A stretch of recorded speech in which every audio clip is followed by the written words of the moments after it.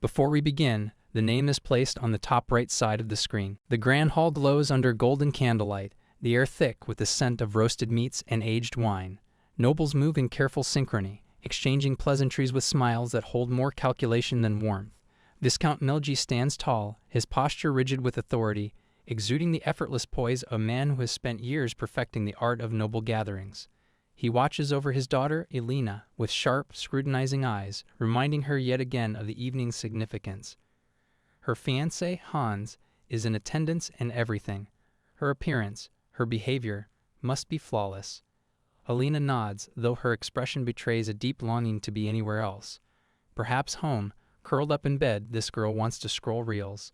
Milji's gaze shifts, zeroing in on a particular family across the hall, the Leightons. Duke Leighton stands at the center of the attention, but beside him is a woman far more interesting. The former Duchess of Leighton, Wilhelmina. The subject of countless rumors, she is a young woman from a fallen noble house, sold off into marriage to secure a future. Her husband, the former duke, had conveniently died almost immediately after their wedding, leaving her not just a widow but an enigma. Milji greets the duke with the effortless elegance of a seasoned nobleman, his voice steady and firm. He expects Elena to do the same, but before his daughter can even attempt a curtsy, she suddenly sways. A wave of nausea washes over her, and it takes everything in her to remain upright. The realization crashes down. She has starved herself for 2 days just to stand out at this banquet, and now her body is staging a full-scale rebellion. Milji, horrified by her sudden wavering, snaps at her to compose herself, his voice carrying the quiet menace of a man who refuses to tolerate public embarrassment. But before the situation can escalate further, Wilhelmina moves. In a swift, fluid motion, she drapes a warm cloak over Elena's shoulders, her expression shifting from distant amusement to genuine concern. The weight of Wilhelmina's hand on her shoulder is steady, her eyes sharp with worry. How could someone this weak even stand in the cold, let alone survive the suffocating constraints of a corset and heels? It is baffling. It is infuriating. The sight of Elena, practically reduced to skin and bones, unsettles Wilhelmina in a way she does not expect. Elena, caught off guard, is jolted back to a memory, her grandmother. The warmth of the gesture, the quiet concern, the sense of familiarity in the way Wilhelmina regards her. It is something she has not felt in a long time. Wilhelmina, meanwhile, finds herself drowning in her own recollections. The sight of Elena, weak and struggling, is too familiar. It reminds her of herself. Before marriage she had been nothing more than a desperate young woman, clawing her way through life, scraping together whatever money she could just to survive. Debt-ridden, exhausted, always one misstep away from ruin, hunger had been a constant companion. That life had ended the day a man arrived at her door, stating that he would take her away. Just like that, her last name had become Leighton. It was a powerful name, belonging to the most influential noble house in the West, but it meant little when the man she had been promised to had already buried 4 wives before her. Holy cow, this man is a 100% misogynist sitting in the carriage on her way to the estate. She had braced herself for the worst. Surely, a man with such a history could only be the embodiment of misery, if not outright danger. Running away was not an option, but she had prepared herself for a life of endurance. Then, upon arriving at the estate, she received news that would change everything. The Duke was dead. A heart attack, they said. He had died just the day before. There had been no wedding ceremony, yet she was still expected to attend the funeral as his widow. It was a strange introduction to married life, if one could even call it that. With the duchy thrown into chaos, no one had time to acknowledge the new bride, widow, whatever title fit best. Without any formal welcome or introduction to the estate, she had been swiftly cast away to a secluded residence. 2 months have passed since then. Wilhelmina finds unexpected solace in her quiet isolation. She confides in Anna, a servant who has become something of a companion, that she prefers it this way. The grandeur of the estate holds no real appeal to her. After years of being crushed under the weight of debt, this secluded life feels like a luxury. Anna, deeply moved by Wilhelmina's resilience, often expresses concern over her standing within the household. With the former duke gone and the new duke preoccupied with securing his position, there is little certainty regarding Wilhelmina's future. The year-end banquet is approaching, bringing with it the arrival of an important guest from the imperial family, which only heightens the unpredictability of the situation. Wilhelmina, however, is less concerned with noble politics and more focused on practicality. She knows that once things settle, she will likely be cast out. No sane noble family would entrust real power to a woman with no connections or influence. If that happens, she figures she will head to the capital, start a business, or perhaps even travel. The idea of securing some form of financial power before her inevitable dismissal lingers at the back of her mind. Her thoughts are interrupted by a sudden knock at the door. The butler enters, his demeanor carefully neutral as he informs her that Her Grace has requested an audience. Wilhelmina, caught off guard by the phrasing, immediately recognizes that Her Grace refers to the current Duchess of Leighton, Helene Leighton. The request is unusual, and as the butler escorts her down the long corridors of the estate, he adds, with careful words, that the meeting concerns her future residence. He then, with an air of hesitance, advises her to prepare her luggage. Wilhelmina stiffens at the implication. The request to mind her luggage feels like a warning. Perhaps this is it. Perhaps the family has finally decided to send her away. The situation is complicated, but Wilhelmina still holds a higher social standing than Helene, simply by virtue of hierarchy. As the widow of the former duke, she technically ranks above the new duchess, yet Helene has still chosen to acknowledge her status with respect rather than hostility. It is impressive, really. Despite being younger than her own stepson, Helene embodies the perfect noblewoman, graceful, composed, and deeply committed to upholding the dignity of the family name. As Wilhelmina steps into the grand chamber, she can't help but wonder, does Helene value manners more than pride? Then, as if to answer her silent question, Helene turns to her with the utmost dignity, greets her with the warmth of a seasoned noblewoman, and without hesitation calls her mother. Helene's sudden intrusion makes Wilhelmina wonder if she is not making her uncomfortable. It feels strange to her. Wilhelmina notes aloud that this is their first time meeting, prompting Helene to apologize for contacting her so late. She then gestures for Wilhelmina to take a seat and orders the maid to bring some tea. Helene, a member of the royal family and the esteemed lady of the Duchy of Leighton, possesses all the grace and refinement expected of a noblewoman. She stands out even among the aristocracy, renowned as the star of high society, a role model for noble daughters. With poised elegance, Helene asks Wilhelmina if she has been well. Wilhelmina responds that she has and inquires about Helene in return. As always, Helene replies she has been busy. Wilhelmina ponders the meaning behind Helene's words. Is she subtly implying that she was too occupied to call her sooner? She decides not to take it personally. Then, with a calm yet deliberate tone, Helene states that there is something important to discuss. Wilhelmina, unable to immediately grasp the meaning, hesitantly asks for clarification. Helene then explains they would like Wilhelmina to officially accept a position as a member of the Leighton Duchy. The statement shocks Wilhelmina so much that she momentarily fails to mask her emotions. For a moment, she had braced herself for the opposite, for them to cast her out entirely.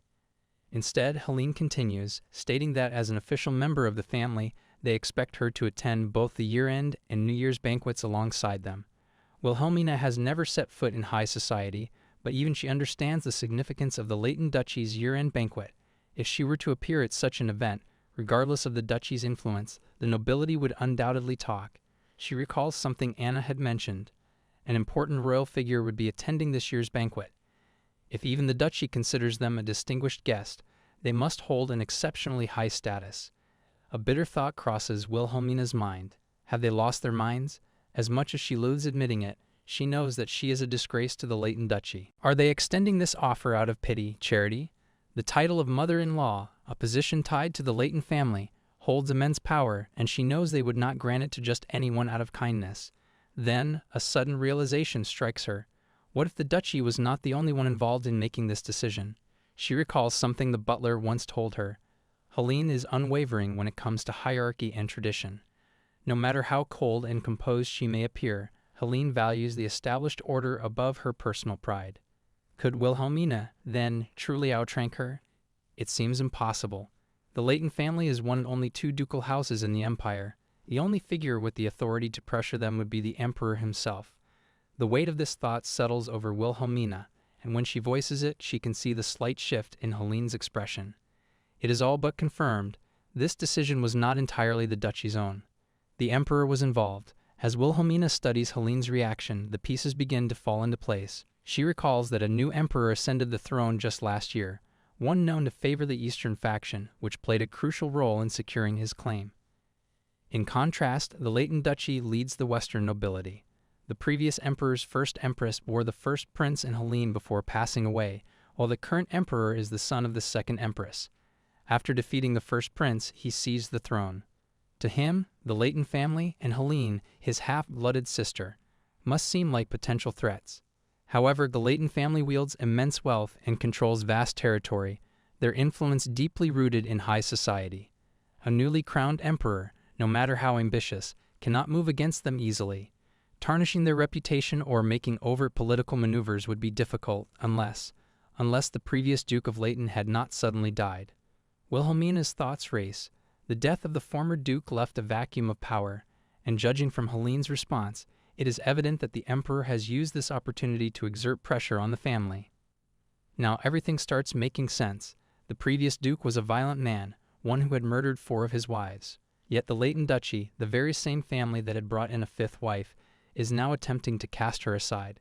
Such blatant hypocrisy and moral corruption would not escape notice. The Emperor, as the ruler overseeing the nobility, now has the perfect justification to intervene. After all, no one but the Emperor himself would have had the audacity to force a fallen noblewoman into the duchy, much less as the previous Duke's widow. In the end, the Leighton Duchy has chosen the safest option. Rather than provoking the Emperor by discarding Wilhelmina, they have decided it is more prudent to keep her close, under their sole control. Even if the Emperor had not directly ordered them to do so, they may have panicked and made this decision on their own. Regardless of the specifics, one thing is clear. This is a testament to how acutely aware they are of the Empire's political landscape. Instead of ensuring her removal, they are now making sure she does not flee. And to Wilhelmina, this entire situation is nothing short of fascinating. She cannot help but think she is actually enjoying this. Wilhelmina believes that what is happening is nothing more than political stirrings. She voices her thoughts aloud, stating that life in the annex is rather good for her and that she does not anticipate any issues moving forward. Since Helene has personally requested her attendance at the banquet, she agrees. However, she lacks many things, and so she turns to Helene for assistance. In reality, Wilhelmina possesses neither a dress nor jewelry. Even someone as unfamiliar with banquets as she is understands that sleepwear is out of the question. She requires Helene's help in acquiring appropriate attire. Helene, grasping the request, inquires whether Wilhelmina needs anything else. Wilhelmina, having heard of the brutal winters in the western region, wishes to prepare accordingly. Helene promptly orders a maid to summon a tailor, but before the command is fully issued, Wilhelmina interjects. The clothing is not for her, she clarifies, but for the children working in the annex. She estimates that nearly 30 outfits are necessary, believing that the servants' clothing is far too thin for the harsh climate. She even wonders whose idea it was to provide such inadequate garments. Anna, one of the servants, frequently visits Wilhelmina's room, always muttering about how cold it is. Helene, somewhat taken aback, asks if Wilhelmina is certain about this request. Wilhelmina, unwavering, confirms her decision without hesitation. Helene is momentarily speechless. Now that Wilhelmina has gained a deeper understanding of how things function in this household, she wonders if Helene had expected her to ask for jewels instead. But Wilhelmina knows that greed leads to ruin. Even if circumstances have shifted in her favor, she remains an outsider with no true ties to the duchy. Overstepping could reduce her to nothing more than a powerless figurehead. Accept whatever kindness the duchy extends, but never take more than necessary. This is the slogan she resolves to follow. Rising from her seat, Wilhelmina prepares to leave. She has a morning appointment, and it is almost time for the little ones to return from the laundry. This world may possess magic, yet no one has invented a washing machine with hot water. As she steps away, she suddenly turns back to Helene and remarks that she is a great daughter-in-law. Helene flinches at the statement, immediately questioning what Wilhelmina means by it. Wilhelmina assures her that these are not empty words, but a genuine compliment. She can see how exhausting it must be to address someone as mother when that title belongs to a person one despises. Only now does she truly understand how strong the lady of this house must be, wearing a mask for the sake of the family while yearning to be left alone. Helene finds herself contemplating Wilhelmina's words. Is she truly just a kind-hearted woman? Dismissing the notion, Helene convinces herself that it cannot be so. Even if Wilhelmina is not actively trying to conceal it, in the brief conversation they have shared, she has already managed to grasp both Leighton's situation and the political landscape surrounding them. Her status may be low, but her ability to assess the situation is undeniable. It leads Helene to wonder, did Wilhelmina major in political science at the academy? Someone so politically perceptive cannot possibly be purely good. It could all be an act. Helene contemplates whether she should consult the butler. He is a close aide brought from the imperial palace, a man who remains unaffected by the empire's shifting tides. However, he is also too kind and fair-minded, not the sort of person useful in handling such situations. Remembering her upcoming meeting with the children, Helene glances at the time. Less than 30 minutes remain, and she has already spent too long pondering Wilhelmina's words. The meeting was scheduled to last an hour, but she will now have to cut it short. As she glances outside, she notices the children wandering about. A frown crosses her face. Why are they outside? She will need to instruct the nanny to enforce a stricter schedule. Drawing the curtains shut, she scoffs, but Wilhelmina's compliment continues to linger in her mind. What had led her to make such a judgment? Wilhelmina's gaze unsettles her. She appears younger than Helene, and yet something about her demeanor suggests otherwise. There is an unsettling sense that Wilhelmina understands far more than she should, as if she can see right through her. Helene does not like this. Not one bit. Wilhelmina's past life unfolds before her eyes. She had once been a teacher, standing in front of eager students who hung onto her every word. One particularly enthusiastic student had gone on a long 30-minute explanation about the differences between regression, transmigration, and reincarnation. At the time, it had felt like nothing more than an overly passionate ramble about common tropes in novels. But now, as she exists in a new world, that knowledge proves unexpectedly useful. Regression, she recalls, means returning to a certain point in one's life while retaining memories of the future. Transmigration involves entering another's body, inheriting both their life and their memories. And reincarnation means being born anew, a fresh life with only the subconscious echoes of the past. Hannah had been reborn as Wilhelmina, carrying over the wisdom of her previous existence. But even that wasn't enough. If only she had been a world history teacher instead of just a regular educator, she might have understood more about human rights, labor conditions, and cultural structures. Even so, she has been able to change the annex schedule as she pleases, granting herself some degree of control over the situation. As she surveys the children, she takes in their small, frail figures. The eldest among them is no more than 10 years old, yet they toil away to earn their keep. It is said that noble families treat their servants more leniently, particularly those under the knights, but these children are stuck in the cycle of labor without any such privileges. Leighton's treatment of his servants is considered relatively good, but that only makes her wonder just how harsh it must be elsewhere. Yet even if she wishes to help, she knows she cannot simply force the duchy to stop employing child labor. Taking away their work means taking away their place in society. It is a larger societal issue, not just a matter of cruel employers. One of the children looks up at her with wary eyes, examining her expression closely. Wilhelmina's face, naturally stern, often gives off an air of coldness. The little girl seems unsettled, as if debating whether to say something. Wilhelmina wonders if her face truly appears that frightening. Brushing the thought aside, she asks if the girl has finished her potatoes and if she would like more.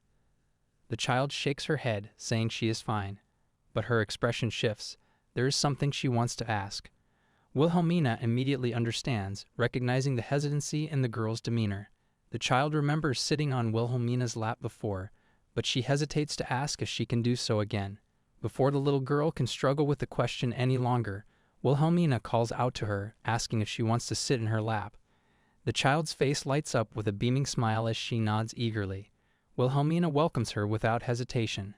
As she settles into Wilhelmina's embrace, the girl glances up and asks, with an almost relieved tone, if she is going to live here now.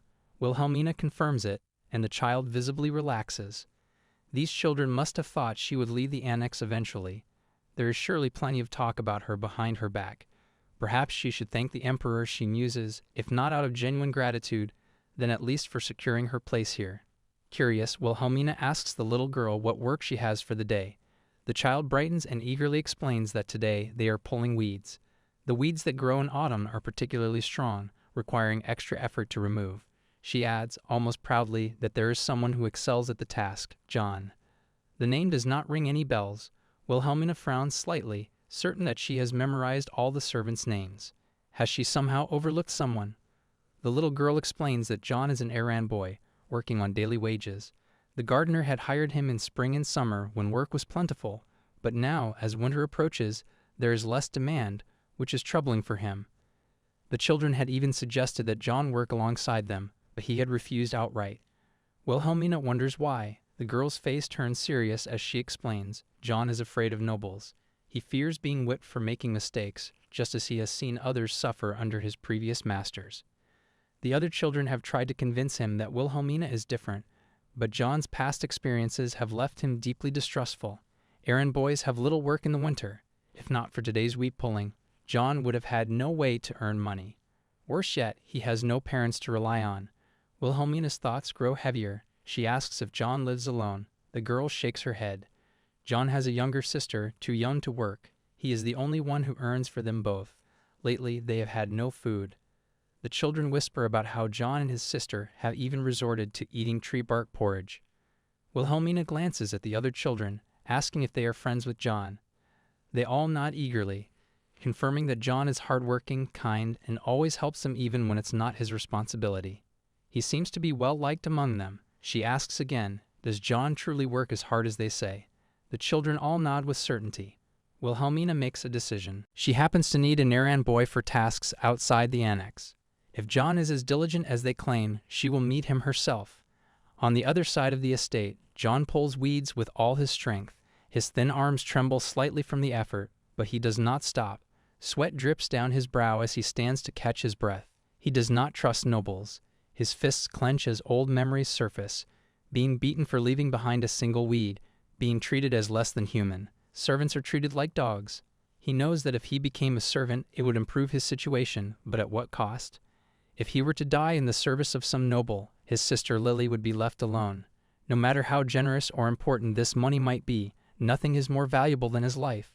Yet for now, at least he has work. Taking a deep breath, he returns to the weeds, determined to make the most of the opportunity.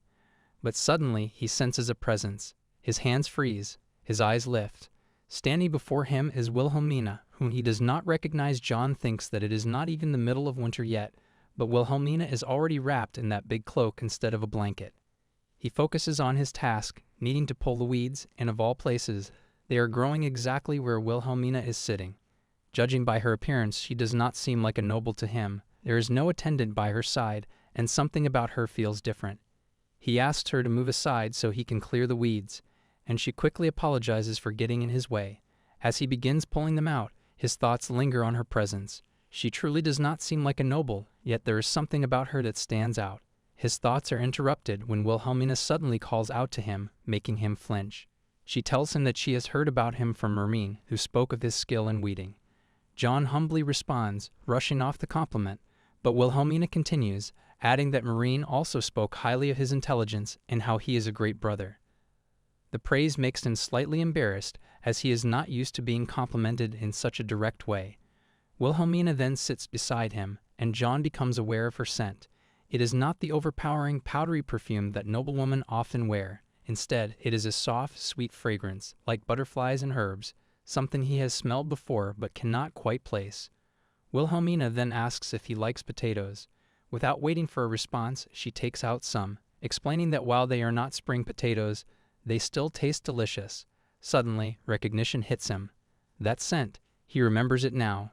It is the smell of brewing herbs, the aroma of freshly baked bread. It is the comforting scent of home, of a time when his mother and grandmother were still alive. Wilhelmina, still speaking, tells him that if peeling the potatoes is difficult for him, she can help. She also mentions that she has brought cinnamon tea to drink alongside the meal. After a while, as their time together comes to an end, Wilhelmina prepares to leave. She reflects on how pleasant the conversation with John was, though she notices his cautious nature. She had hoped to get closer to him, but he remains somewhat distant. Failing to win him over completely feels like a small defeat, especially for someone in her position as an academy instructor. However, when John asks if he will see her again, there is a flicker of something in his tone. She reassures him with a smile, promising that she will return every Wednesday morning with roasted potatoes. To this, John smiles, and she takes it as a small victory. But Wilhelmina does not know much about what happens outside the castle, particularly in Leighton territory. She realizes that hiring John could be beneficial. He could provide insight into the land she now governs. Now that she is the Duchess of Leighton, it is only right that she understands her people, and in return she can offer John some decent work. The thought of meeting him again next week is something she finds herself looking forward to. Her thoughts are interrupted when she notices the butler approaching. It catches her attention. Why would the head butler of the estate come to the annex? The butler greets her, and she immediately asks why he is here. He delivers a message on behalf of Helene. Wilhelmina sighs, thinking that it seems Helene is quite busy. The butler, ever formal, asks her to forgive Helene with her generosity. But Wilhelmina cannot help but wonder, does this really count as generosity? It is clear to her that Helene has no real intention of getting close to her. Even though her words are polite, her actions speak otherwise. Still, she listens as the butler explains the reason for his visit. In a week's time, there will be a small banquet, a celebration to honor the Margrave's achievements. Since Helene has been summoned to the imperial palace, she will not be able to attend. Wilhelmina immediately understands where this is going. She finishes the butler's sentence for him, stating that they want her to take Helene's place at the banquet. The butler confirms her assumption, explaining that Helene wants her to become familiar with the Western social circle. Wilhelmina notes how they are making it sound like an opportunity rather than a substitution. Regardless, attending such gatherings will help her adjust to her new position. She accepts the proposal, though she knows she does not truly have a choice. They may call it a recommendation, but declining would have consequences. At the very least, as a mere stand-in, she doubts there will be much for her to do. The butler thanks her and informs her that he will arrange for a tailor and a knowledgeable lady to assist her. This piques her curiosity. What exactly does he mean by that? He clarifies that since this is her first time attending a Western social event, it is only natural that she needs to learn the rules. The implication is clear. They do not see her as a proper noblewoman, and it seems they believe she needs training. Wilhelmina is aware that she lacks knowledge of noble customs, so she does not object to learning. However, she sets one condition. She tells the butler to have them come in the afternoon. This surprises him, and he asks why. Her answer is simple. She is sleepy in the morning. Studying first thing in the morning was a habit she followed back in Korea, and she has had enough of it.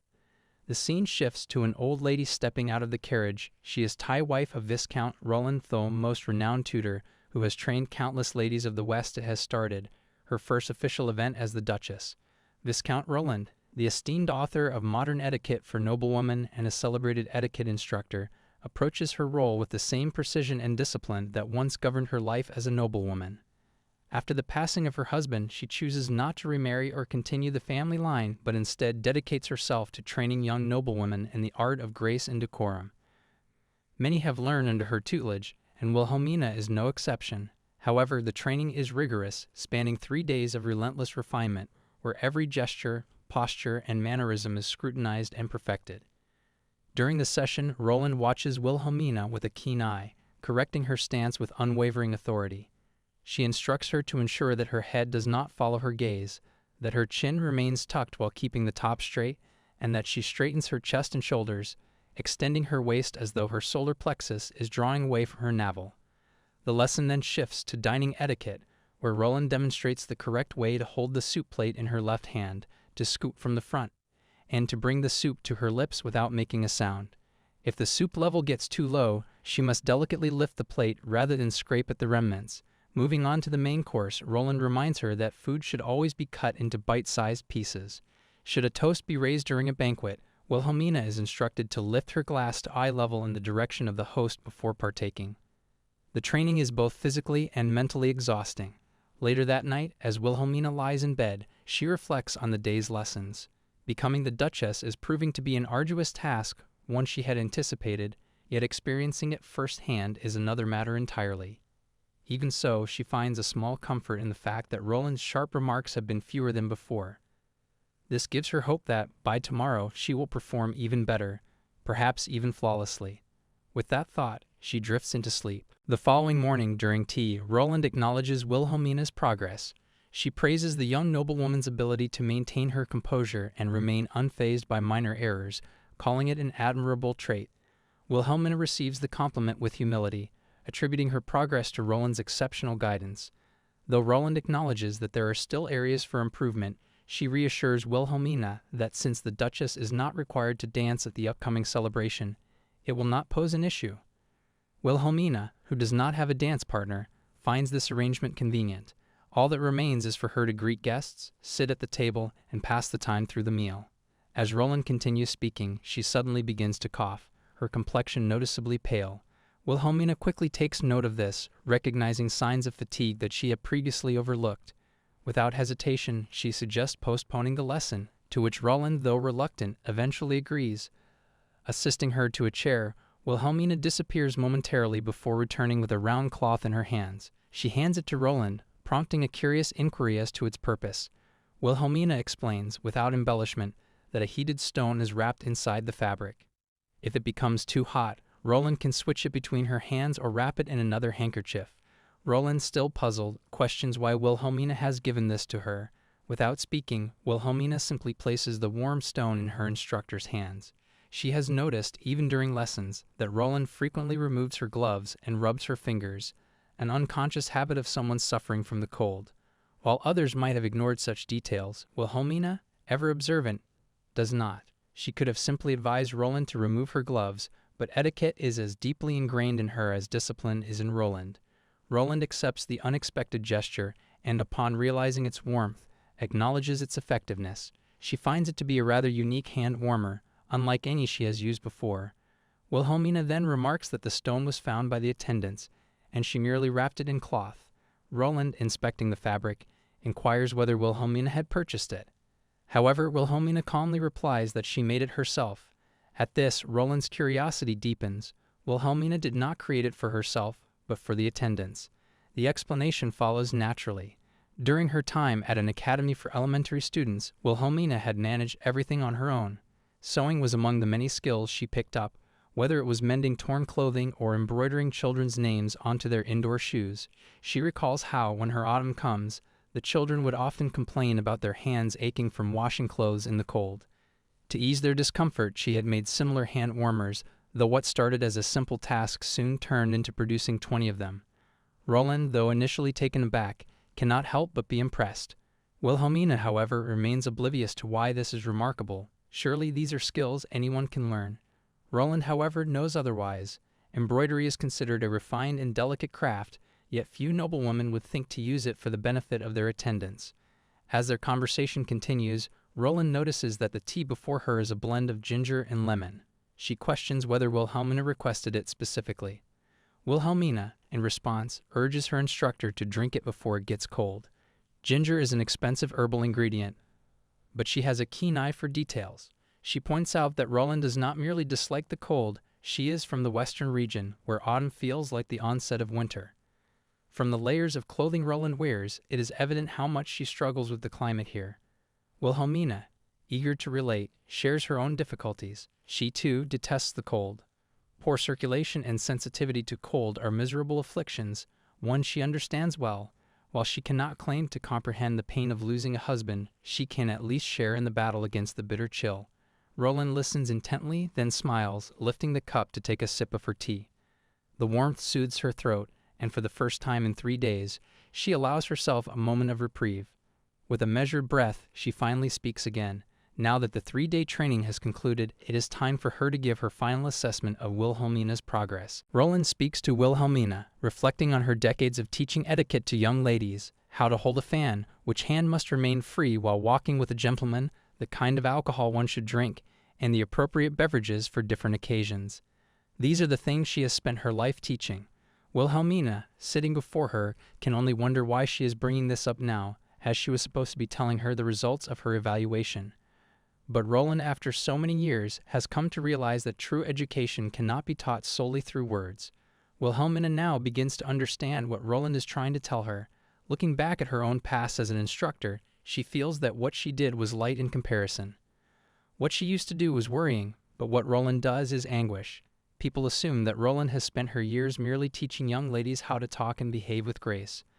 But what she truly taught was how to become a noble, how to bear the duties and the demeanor of those who stand above others. As Roland stands up, Wilhelmina instinctively rises as well. Taking her hand, Roland states that in that sense, Wilhelmina lacks nothing. She possesses a kindness that Roland believes she could never teach. Over the past 3 days, Roland has observed all the small but meaningful actions Wilhelmina has done. The way the maids look at her, the anxious eyes of the attendants peeking through the door whenever she is scolded, and Wilhelmina's unwavering kindness towards them. As the lady of the house, she already possesses great virtues. Therefore, Roland concludes her education, stating that with etiquette that comes from the heart, Wilhelmina will be able to overcome any hurdle. The banquet of the Margrave is a surprisingly small-scale event, with only 40 guests in attendance. Given the status of a Margrave, this is unusually modest. A Western Margrave should come from a lineage as prestigious as a ducal household, and they are also a knightly family, deeply respected by swordsmen. If Leighton carries the image of an honorable elder, then the Margrave is more like a warrior who built his name through sheer skill with the sword. Wilhelmina cannot understand why an event like this is being held on such a small scale. Officially, the West is in a mourning period. However, officially only means so much. No one truly seems to be in mourning. It has not even been 2 full months since the previous Duke's death, yet the atmosphere suggests that his passing was hardly lamented. If anything, it seems the late Duke was not well loved. Wilhelmina finds this to be acceptable. After all, she herself wore mourning clothes for only a week. In this place, a widow is expected to wear mourning attire for at least 1 to 2 years. Helene, on the other hand, has endured much, suffering under a father-in-law who had changed wives 5 times. Wilhelmina wants to set a great example as a mother-in-law. Of course, a great mother-in-law is someone who does nothing. The more one intervenes, the more exhausting things become. Doing nothing is best. She had once heard this in a play, and at this moment the wisdom of those words seems undeniable. As she thinks this, a maid enters and informs her that the celebration is about to begin. Urging herself forward, Wilhelmina moves towards the event. At the party, the first person Wilhelmina notices is the Duke. He is younger than she expected. Rather than carrying the air of the head of an ancient family, he seems more like the CEO of a venture company. She had heard that the Leighton family had branched off from the royal family a long time ago, and the Duke's golden hair alone confirms this lineage. This is the first time Wilhelmina and the Duke are meeting. It is ironic, having an official introduction to her own stepson at such an occasion. Even in modern times, recognizing a stepmother younger than oneself is difficult. Yet to her surprise, the moment the Duke sees her, he happily greets her as mother. Wilhelmina is utterly shocked. The Duke smiles, remarking that it is nice to meet her under these circumstances, and introduces himself as Michael Phil Leighton. Wilhelmina, still stunned, states her name as well, but Michael adds Leighton to it for her. He finds it nice to officially meet her. Wilhelmina is bewildered. This is not how a stepmother is usually greeted. The way he speaks reminds her of how a newly transferred student is unexpectedly appointed as class president. Michael, sensing her surprise, apologizes. Given the circumstances, he was unable to meet her earlier. The overwhelming friendliness he exudes, it has been a long time since Wilhelmina has encountered such warmth. She responds aloud that it is all right since he was busy. Michael then adds that he had actually mentioned to Helene that they should go meet her, but Helene had suggested that they give Wilhelmina some time to adjust first. Wilhelmina cannot help but think that such words should be kept to oneself. If they are not careful, this could be interpreted as speaking behind her back. In a situation like this, the safest thing to do is observe the butler's expression, but as always, his face reveals nothing.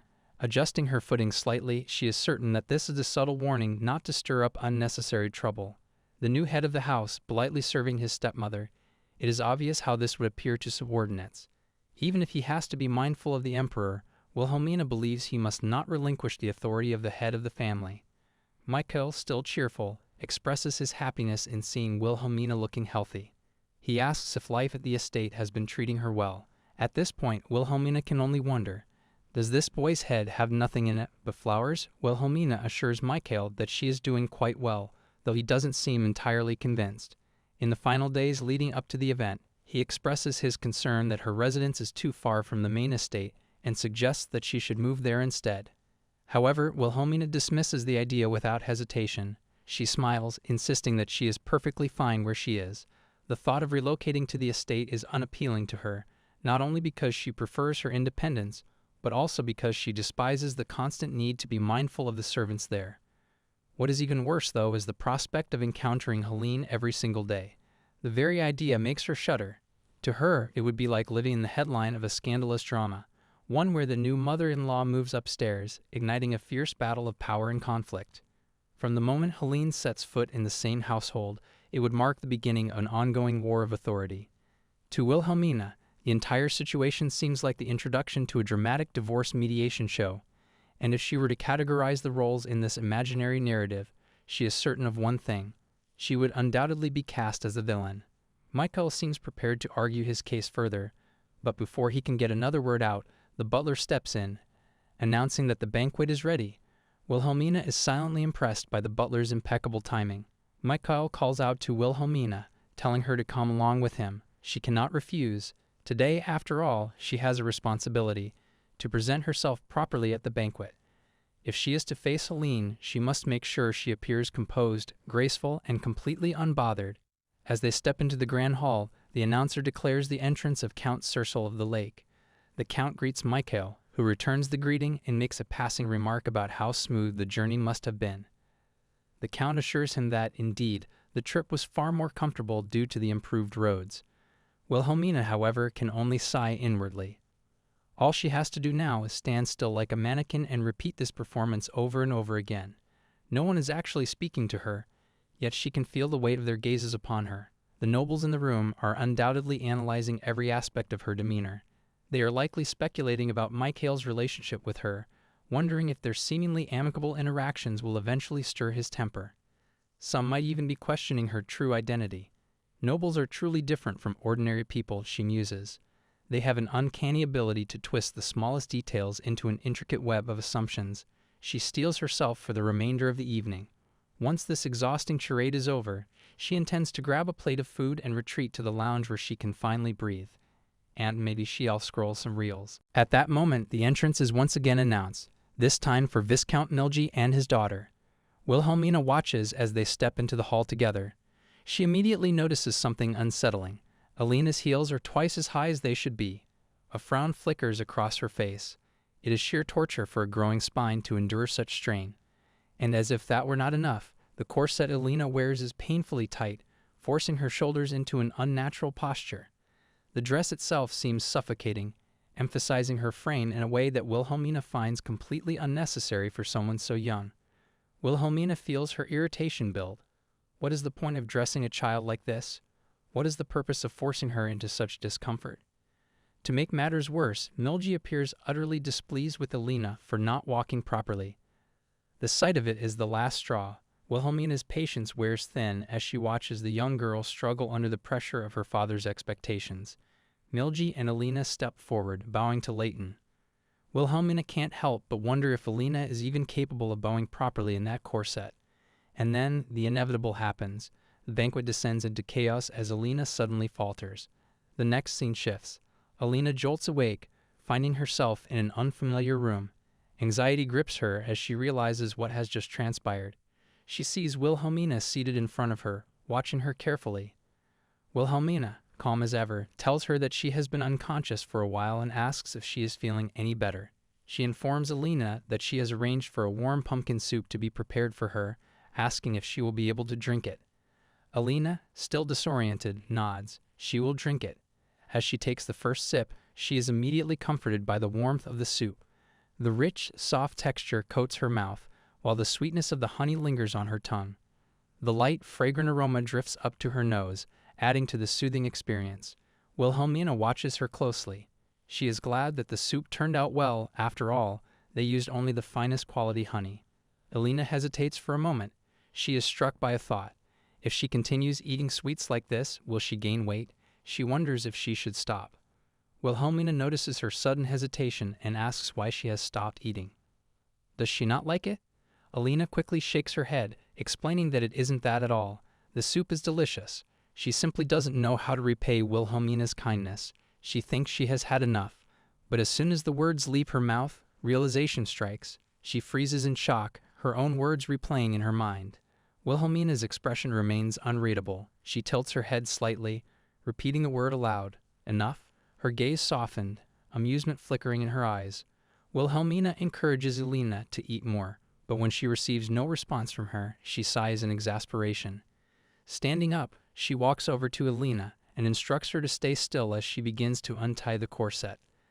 Alina, however, insists that she cannot do this, her mind racing with wild thoughts. She ponders what Wilhelmina is even trying to do and wonders if she harbors some kind of secret hobby that she cannot share with others. As Wilhelmina works on the corset, she soon discovers that the dress has a hidden hook, which takes Alina by surprise. In a sudden panic, Alina hurriedly places her hands over her stomach as if to shield it, fearing that without the tight grip of the corset, her stomach will stick out. Wilhelmina, however, always prepared with a solution, calmly assures her that if that happens, they can always adjust the dress from the back, yet Alina refuses to accept such a possibility. She insists that she cannot allow it, for she is not even married yet, and she cannot let her skin be exposed in a place like this. Wilhelmina, however, has different plans. Without hesitation, she drapes a cloak over Alina's shoulders, ensuring that she is properly covered. She then reassures her that no one will be coming here, so she should feel free to drink the rest of the soup. With the constriction around her waist finally loosened, Alina realizes that she does, in fact, feel much more comfortable. In the past, she had even worn her corset while sleeping, but now that she has taken it off, she notices a remarkable difference.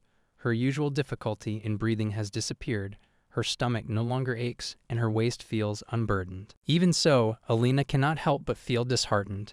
She quietly expresses that a noble lady cannot loosen her corset. She must keep it tight until she is married, as it will make her waist appear slimmer. Wilhelmina, ever practical, dismisses her concerns with ease, insisting that a little looseness will not cause any problems. Tears begin to well up in Alina's eyes as she mutters that if she drinks this soup, she will surely gain weight. But once again, Wilhelmina assures her that she will not. Though Alina desperately wants to deny it, she somehow feels that what Wilhelmina is saying is true.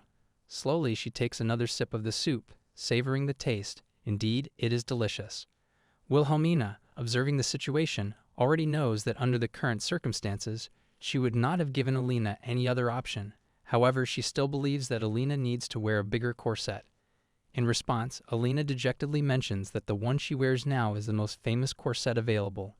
Wilhelmina, her expression turning grim, remarks that simply copying others will not make someone beautiful. She is not trying to argue about beauty standards, but rather emphasizing that the foundation of beauty lies in being healthy. She then asks Alina if she even knows what she looks like. Alina hesitates, glancing at herself with uncertainty. Has she truly looked strange all this time? She has put so much effort into maintaining her appearance. As she examines herself, she notices that some of the makeup on her chest has started to come off, prompting her to hurriedly say that she needs to fix it. Wilhelmina, however, tells her that this has nothing to do with her makeup.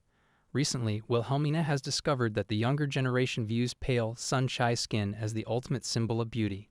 She then asks Alina outright if her stomach hurts. Looking down, Alina replies that it does not, but Wilhelmina sees through her lie immediately. With unwavering certainty, she points out that if Alina continues wearing such a corset, she will likely develop constipation. Alina reacts as if wounded by Wilhelmina's words and calls out to her in protest. Wilhelmina, unimpressed by her reaction, asks if her words had embarrassed her. She then firmly reminds Alina that what should be even more embarrassing is the fact that she nearly vomited in front of the guests. Alina, though reluctant to admit it, cannot deny that Wilhelmina is right. Wilhelmina sighs and expresses that she understands the desire to be more beautiful than others, but that should never come at the cost of one's health. Alina, still grappling with her own insecurities, hesitantly mentions that even her father has told her she needs to lose weight. At this, Wilhelmina's expression darkens with anger. She demands to know whether Alina intends to marry her father. Taken aback, Alina stammers that, of course, she is going to marry her fiancé. Wilhelmina then pointedly asks if her fiancé prefers thin women. Alina, flustered, indignantly insists that he does not say things like that. Hearing this, Wilhelmina feels somewhat relieved. At the very least, Alina's fiancé appears to think sensibly. She then adds that, in the end, it is Alina who will be living with him, so she has no reason to push herself to such extremes. However, Alina, now frustrated, retorts that there are no larger sizes available at the Tashio boutique. Everyone at the debutante ball had been wearing dresses from Tashio, yet back then, she could not wear one because she had gained weight. Despite this, even after gaining weight, she still ate cake at the debutante ball. Wilhelmina's eyes darken as she gazes at Alina with a look that almost resembles a dark romance hero asking her girl who did this to her. She then asks in a low voice if someone said something to her that day. Alina hesitates for a moment before admitting that everyone had stared at her. They had all whispered among themselves, commenting on how she, a noble lady, was still eating without any shame. Ever since that day, she had tightened her corset night after night, enduring the pain even as her ankles ached from wearing high heels. She wanted nothing more than to erase the unpleasant memories of that night. Even as she acknowledges how childish it might seem, she cannot help but think about how one simple moment of gossip led her to make such a drastic mistake. At the next banquet, she had felt utterly foolish. Wilhelmina listens to all of this and understands just how much pain Alina must be in. She then asks if this is the real reason she refused to drink the soup. Alina, feeling disgraced, admits that eating when she is not hungry makes her feel ashamed. Wilhelmina, however, calmly comments that it is not strange at all. She pours more soup into the bowl and adds that eating is neither strange nor disgraceful. She asks if Alina truly sees eating as such a terrible thing.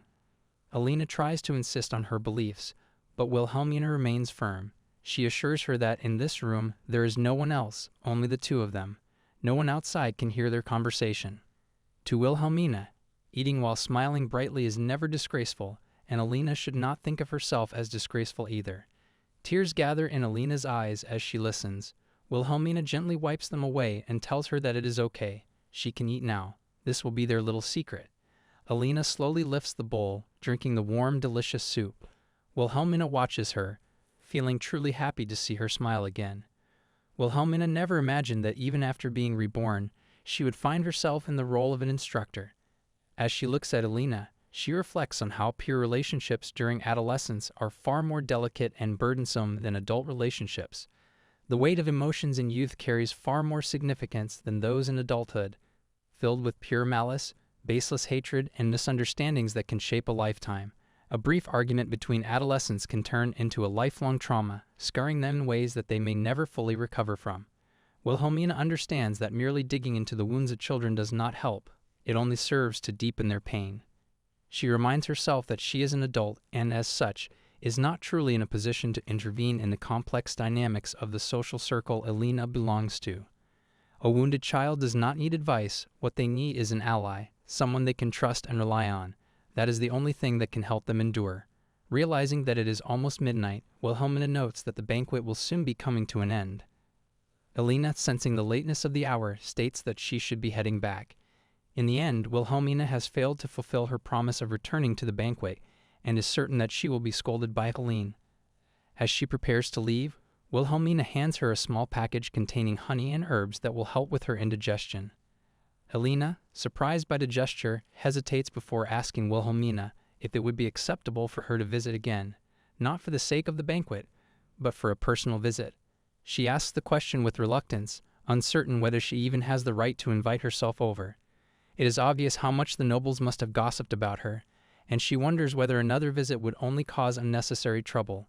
Just as she is lost in thought, a conversation she once had with Roland suddenly resurfaces in her mind. She remembers him telling her that, as a noble lady, it is essential for her to host a gathering at least once. He had strongly suggested that she consider arranging something, a book club or a tea party, for example, as it would be beneficial for her in the long run. At the time, Wilhelmina had scoffed at the idea, pointing out that she was not particularly fond of books. But Roland had explained that the purpose was not actually to read but to build relationships. When she had asked if he meant making friends, Roland had responded in a deep, serious voice, telling her that what he truly meant was making allies. His expression had been grave when he told her that high society was its own kind of world, one that functioned like a battlefield hidden beneath layers of civility. To survive, one needed allies, not just acquaintances. Wilhelmina, thinking back to that conversation, realizes that she should take action instead of overanalyzing the situation. Turning to Alina, she tells her that she is planning to host a book club, though she is unsure of when it will take place. Alina's eyes widen with excitement at the announcement. She immediately asks if Wilhelmina truly intends to invite her. It is clear that the idea of being the first guest to be invited to Wilhelmina's book club fills her with joy. She rushes off, thrilled at the prospect of their next meeting. Watching her leave, Wilhelmina then tells her that since she was unable to return to the banquet, she will personally inform her father that it was she who insisted on keeping Alina away. That way, her father will not scold her. Internally, Wilhelmina muses that if her father is as politically minded as she suspects, he will be more than happy to have a member of the Duke's family owe him a favor. However, Alina shakes her head and insists that Wilhelmina has helped her, and for that reason she will tell her father the truth. Wilhelmina thinks to herself that she only helped Alina because she was about to throw up. She does not quite understand why something so trivial has made her so happy. Still, seeing how Alina is not overly anxious, Wilhelmina suspects that her father is not as terrible as she had initially thought. Even so, the fact remains that this is a man who allowed his daughter to reach a point where she felt compelled to vomit at a social event. Family relationships in this world are something Wilhelmina has yet to fully grasp. Back at the banquet hall, Wilhelmina calls out to a young boy and asks him where Michael is. The boy informs her that the Duke has gone to the courtyard with some guests and that they are currently having a few drinks there. Wilhelmina sighs, realizing that the second round of drinking is now taking place outside. Nobles are so carefree, she muses, indulging in drinks under the moonlight as if they have no responsibilities. She lets out another sigh, knowing that the Margrave must have arrived by now. It would be best for her to go and greet him. As she steps outside, Wilhelmina begins to regret dismissing her attendants. She does not know her way around the Duke's residence and now finds herself wandering aimlessly. She makes a mental note to be more cautious about such decisions in the future. Just as she is contemplating what to do next, her eyes fall upon a lake in the distance. It is breathtakingly beautiful, the moonlight shimmering on its surface like liquid silver. Unable to resist, she decides to take a closer look. However, as she approaches, she notices that someone is already there. The man standing by the water's edge is large, immensely so. Even with the dim lighting, it is evident that he is a warrior. From his posture to the way he carries himself, everything about him exudes strength and discipline. Judging by his features, he must be around 60 years old. Wilhelmina immediately recalls Elena and her father was the last guest to depart. She thinks back to the banquet and realizes that she does not remember seeing this man there. That means he must be the Margrave. Deciding that this is the perfect opportunity to introduce herself, Wilhelmina prepares to step forward and greet him. But to her surprise, she notices something, or rather someone else. A figure is lurking behind a tree nearby, partially concealed by the shadows.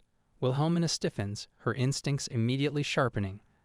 The man hidden behind the tree appears as if he has emerged out of nowhere. His outfit is unusual, completely different from the attire worn by the nobles at the banquet.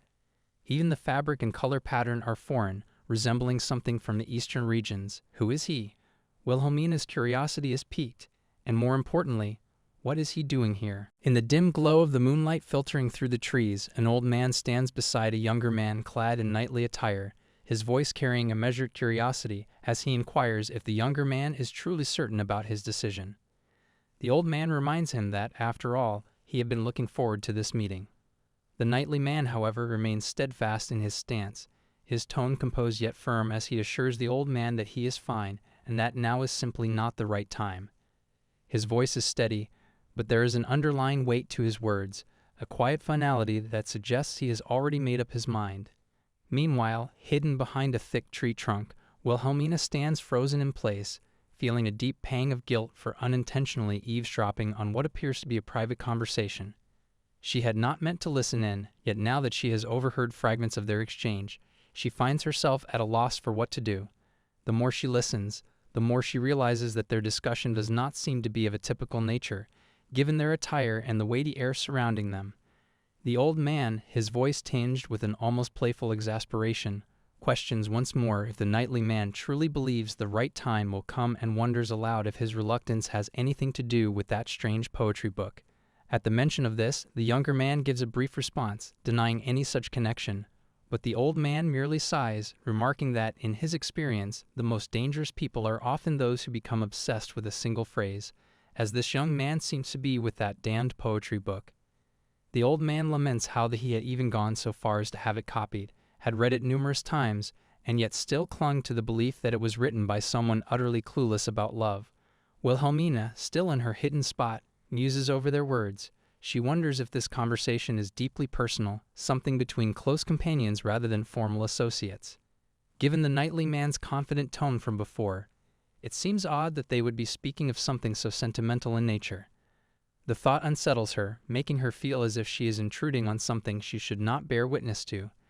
Deciding that it would be best to slip away before she is noticed, she carefully turns to leave, only for disaster to strike. A dry tree branch beneath her foot snaps with a sharp crack that pierces the quiet of the night. Both men's heads turn sharply in her direction.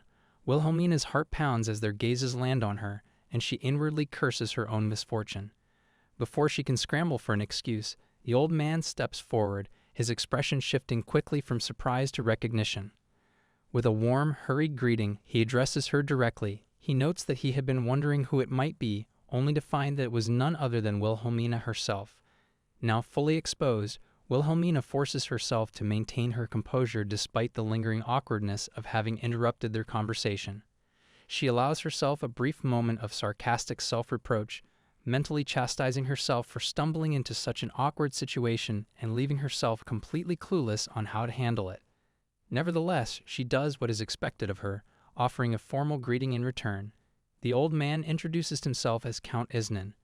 Wilhelmina is taken aback by the name, for Count Isnan is no ordinary noble. He is a renowned margrave of the Western Territories, an esteemed figure among swordsmen, his reputation one of both strength and unshakable command. Even standing before him now, she can sense an imposing presence around him, a certain weight to his very being that she has never felt before. Her eyes shift to the knightly man beside him, taking in his now frozen posture. The contrast is striking. Before, he had spoken with unwavering confidence, yet now in her presence, he stands completely still, as though rendered speechless by some unseen force. Wilhelmina's curiosity deepens, but she chooses not to press the matter, instead addressing Count Isnan directly. She apologizes for not having been able to come to him earlier to offer her congratulations, explaining that an urgent matter had come up. Count Isnan waves away her concern with a reassuring smile, telling her that he had already heard about the situation. Given that she had been responsible for overseeing the banquet, it was only natural that she had needed to handle the circumstances as they arose. Wilhelmina feels a small sense of relief at his understanding and offers him her gratitude before finally directing her attention to the man standing beside him. She asks about his identity. Count Isnan, however, gives only a vague response, referring to the knightly man simply as an acquaintance of his. The deliberate evasiveness of his answer does not escape Wilhelmina's notice, and she cannot help but find it suspicious. It seems clear that the Count does not wish to reveal the man's true identity, and for what reason she cannot yet determine. Deciding not to pry further, she instead shifts the topic, mentioning that a drinking gathering is currently being held. Count Isnan acknowledges this with a nod, admitting that while he does not drink, he had received an invitation and had ultimately decided to attend. Wilhelmina, momentarily taken aback, wonders if he dislikes alcohol. However, before she can voice the question, the Count's expression shifts slightly, and, much to her surprise, a faint blush dusts his cheeks. He clarifies that it is not a matter of personal distaste, but rather a request from his wife. She had asked him not to drink, and so he refrains. Wilhelmina finds herself pleasantly amused by this revelation. It is always a rare sight to see a man of such immense strength and authority so utterly devoted to his wife. Yet here he stands, undeniably formidable in stature, and yet softened at the mere mention of his beloved. Their conversation shifts once more as Count Isnan inquires if she intends to attend the inner garden gathering. Wilhelmina shakes her head, explaining that she had only come to see him and to offer her greetings. Now that she has done so, she intends to take her leave. Count Isnan acknowledges this, then mentions that her stepson had been looking for her. Wilhelmina, however, merely offers a knowing smile, remarking that she is well aware of where she is needed. She understands that the inner garden gathering is meant only for the close aides, and that only a true lady of the house should be present, Helene. Count Isnan, ever polite, simply responds with an understanding nod. However, Wilhelmina catches sight of something peculiar. The knightly man beside him suddenly clenches his hand into a fist, and the air around them subtly shifts, as though something unspoken lingers between them. At last, Count Isnan bids her good night, offering to escort her, but Wilhelmina politely declines, stating that she will simply call for an attendant. She wishes him well for the gathering and turns to leave, only for the Count to call out to her one final time. He asks if he may pose a question. She allows it. And then he asks, has she ever been in a romantic relationship before? Wilhelmina is momentarily stunned, completely caught off guard by the unexpected inquiry. A surge of irritation rushes through her as she processes his words, wondering what on earth had compelled him to ask such a thing. She had thought him to be a devoted, loving husband, but now she cannot help but suspect that he is simply attempting to flirt with her. Her voice is sharp with sarcasm as she retorts that she has no interest in married men. Realization dawns upon Count Isnan's face, and he quickly backtracks, hastily clarifying that she has misunderstood. He loves his wife very much, truly, more than anything. Their eyes meet, and for a brief moment, An odd tension lingers between them before he hurriedly steps back, apologizing profusely. Wilhelmina watches as he glances toward the knightly man and sighs, muttering to himself that he had only suspected it before, but now he is certain. The young man is a truly peculiar person. Wilhelmina questions him on what he means, but the Count brushes it off, claiming he was merely speaking to himself. Finally, he asks one last thing, if she had attended an academy. She confirms that she has. The Count then tells her something strange, that if she believes him, there is someone from the academy waiting for her.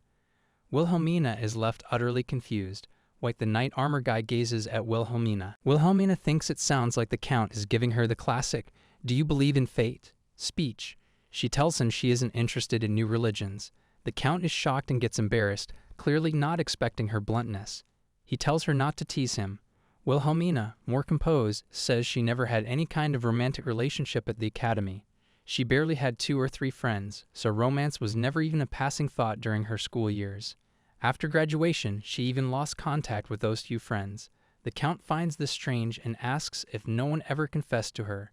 Wilhelmina suggests that perhaps he is confusing her with someone else. The Count, however, doubts that someone like her could be mistaken for anyone else, making Wilhelmina wonder if he's subtly calling her strange. She gazes back at the armored man. The Count observes that, from the way she speaks, it seems like someone once got rejected after confessing their love to her. Perhaps it was one-sided.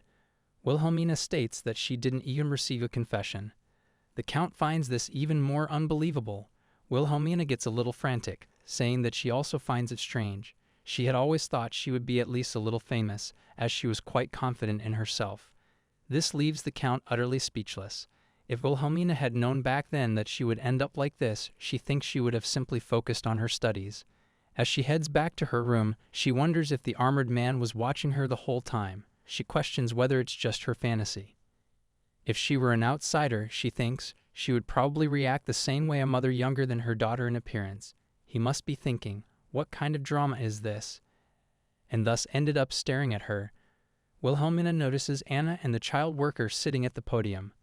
Upon seeing her, the child rushes forward, clearly worried that she returned alone, which could have been dangerous. Wilhelmina assures the child that they are inside the castle. What could possibly happen here? She asks what they are doing out so late, as their shift ended hours ago. Anna explains that they were worried about her and when she would return. Mermaid adds that Anna was concerned she might get hurt. Embarrassed, Anna puts her hand over Mermaid's mouth. Wilhelmina can see they were worried the nobles might look down on her. She finds Mermaid to be a sweet child. Wilhelmina thanks Anna and tells her not to worry, she is fine. Anna looks truly relieved to hear this. Then Wilhelmina turns to Mermaid and asks if she was worried too. Mermaid nods and also says that Wilhelmina looks really beautiful today. The evening dress was sent by the main estate. It's so beautiful that words can hardly describe it. The luxurious fabric is dyed to match Wilhelmina's hair color, and the jewels embedded in it, each one, might be worth a former year's salary. Wilhelmina can see that Helene really went all out, and even though Helene probably doesn't approve of her, the fact that she prepared something so fitting for the Duchess speaks to Wilhelmina's place in the family. She says aloud that the dress is truly beautiful, but Mermaid insists that the one who is beautiful is Wilhelmina herself. She sparkles like the stars in the sky. Wilhelmina decides such a cute compliment deserves a reward. She adds that Mermaid's body must be cold, so they should go inside and have a glass of hot milk before bed. Wilhelmina apologizes to Anna for troubling her, but Anna assures her that she will prepare it.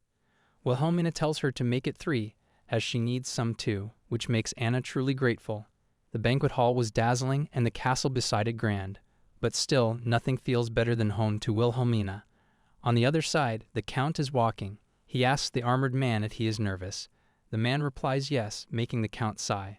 A man who never wavered before hundreds of enemies is now struggling to even breathe properly before a single woman. The Count tells him to just remove his helmet and greet her. The armored man says that this isn't how he plans to meet her.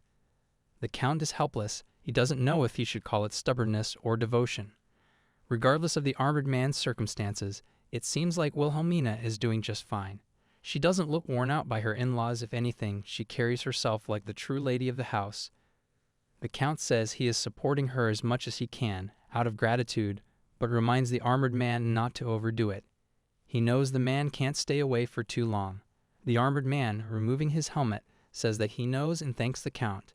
The Count tells the armored man that if Jake were to see him in this condition, he would be deeply disappointed. The armored man chuckles, saying he didn't really have a choice, he needed to sneak out.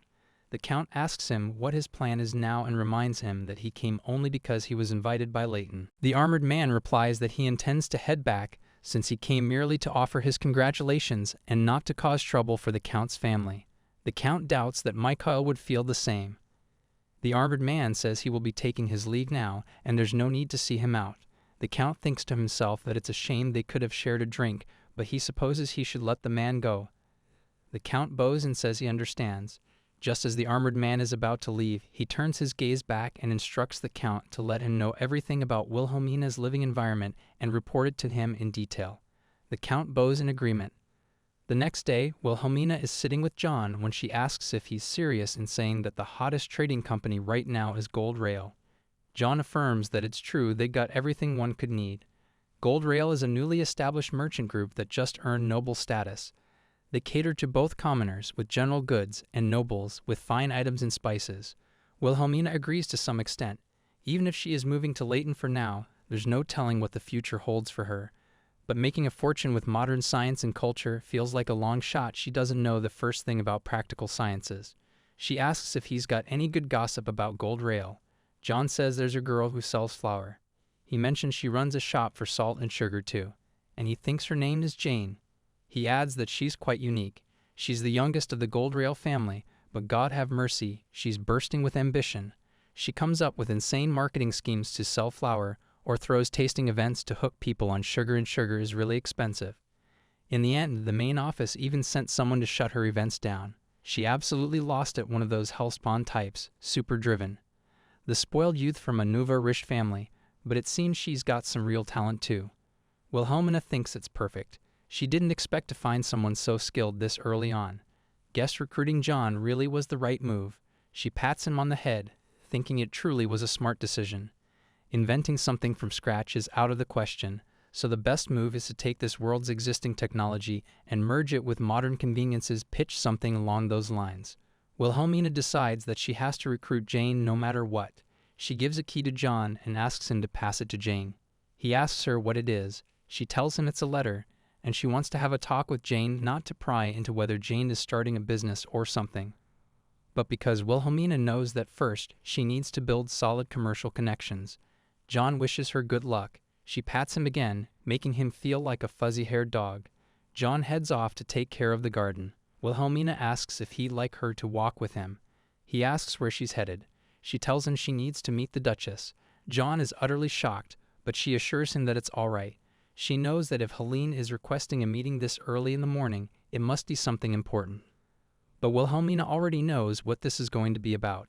It will be about the incident at the banquet, about how she skipped the banquet to take care of the Viscount's daughter. Wilhelmina is sure Helene will have plenty to say about it. But honestly, Wilhelmina herself wants to take the heat. That way, the gossip about Elena will cool down. All rumors need is a new target, and for a young Viscount's daughter who hasn't even built up a reputation or social connections yet, a scandal like this could wreck any potential marriage prospects. But if people shift their focus to Wilhelmina, someone even younger than her own daughter-in-law, a widowed duchess of all things, then all eyes will be on her, and the Elena incident will be buried. The girl wouldn't have to suffer because of it.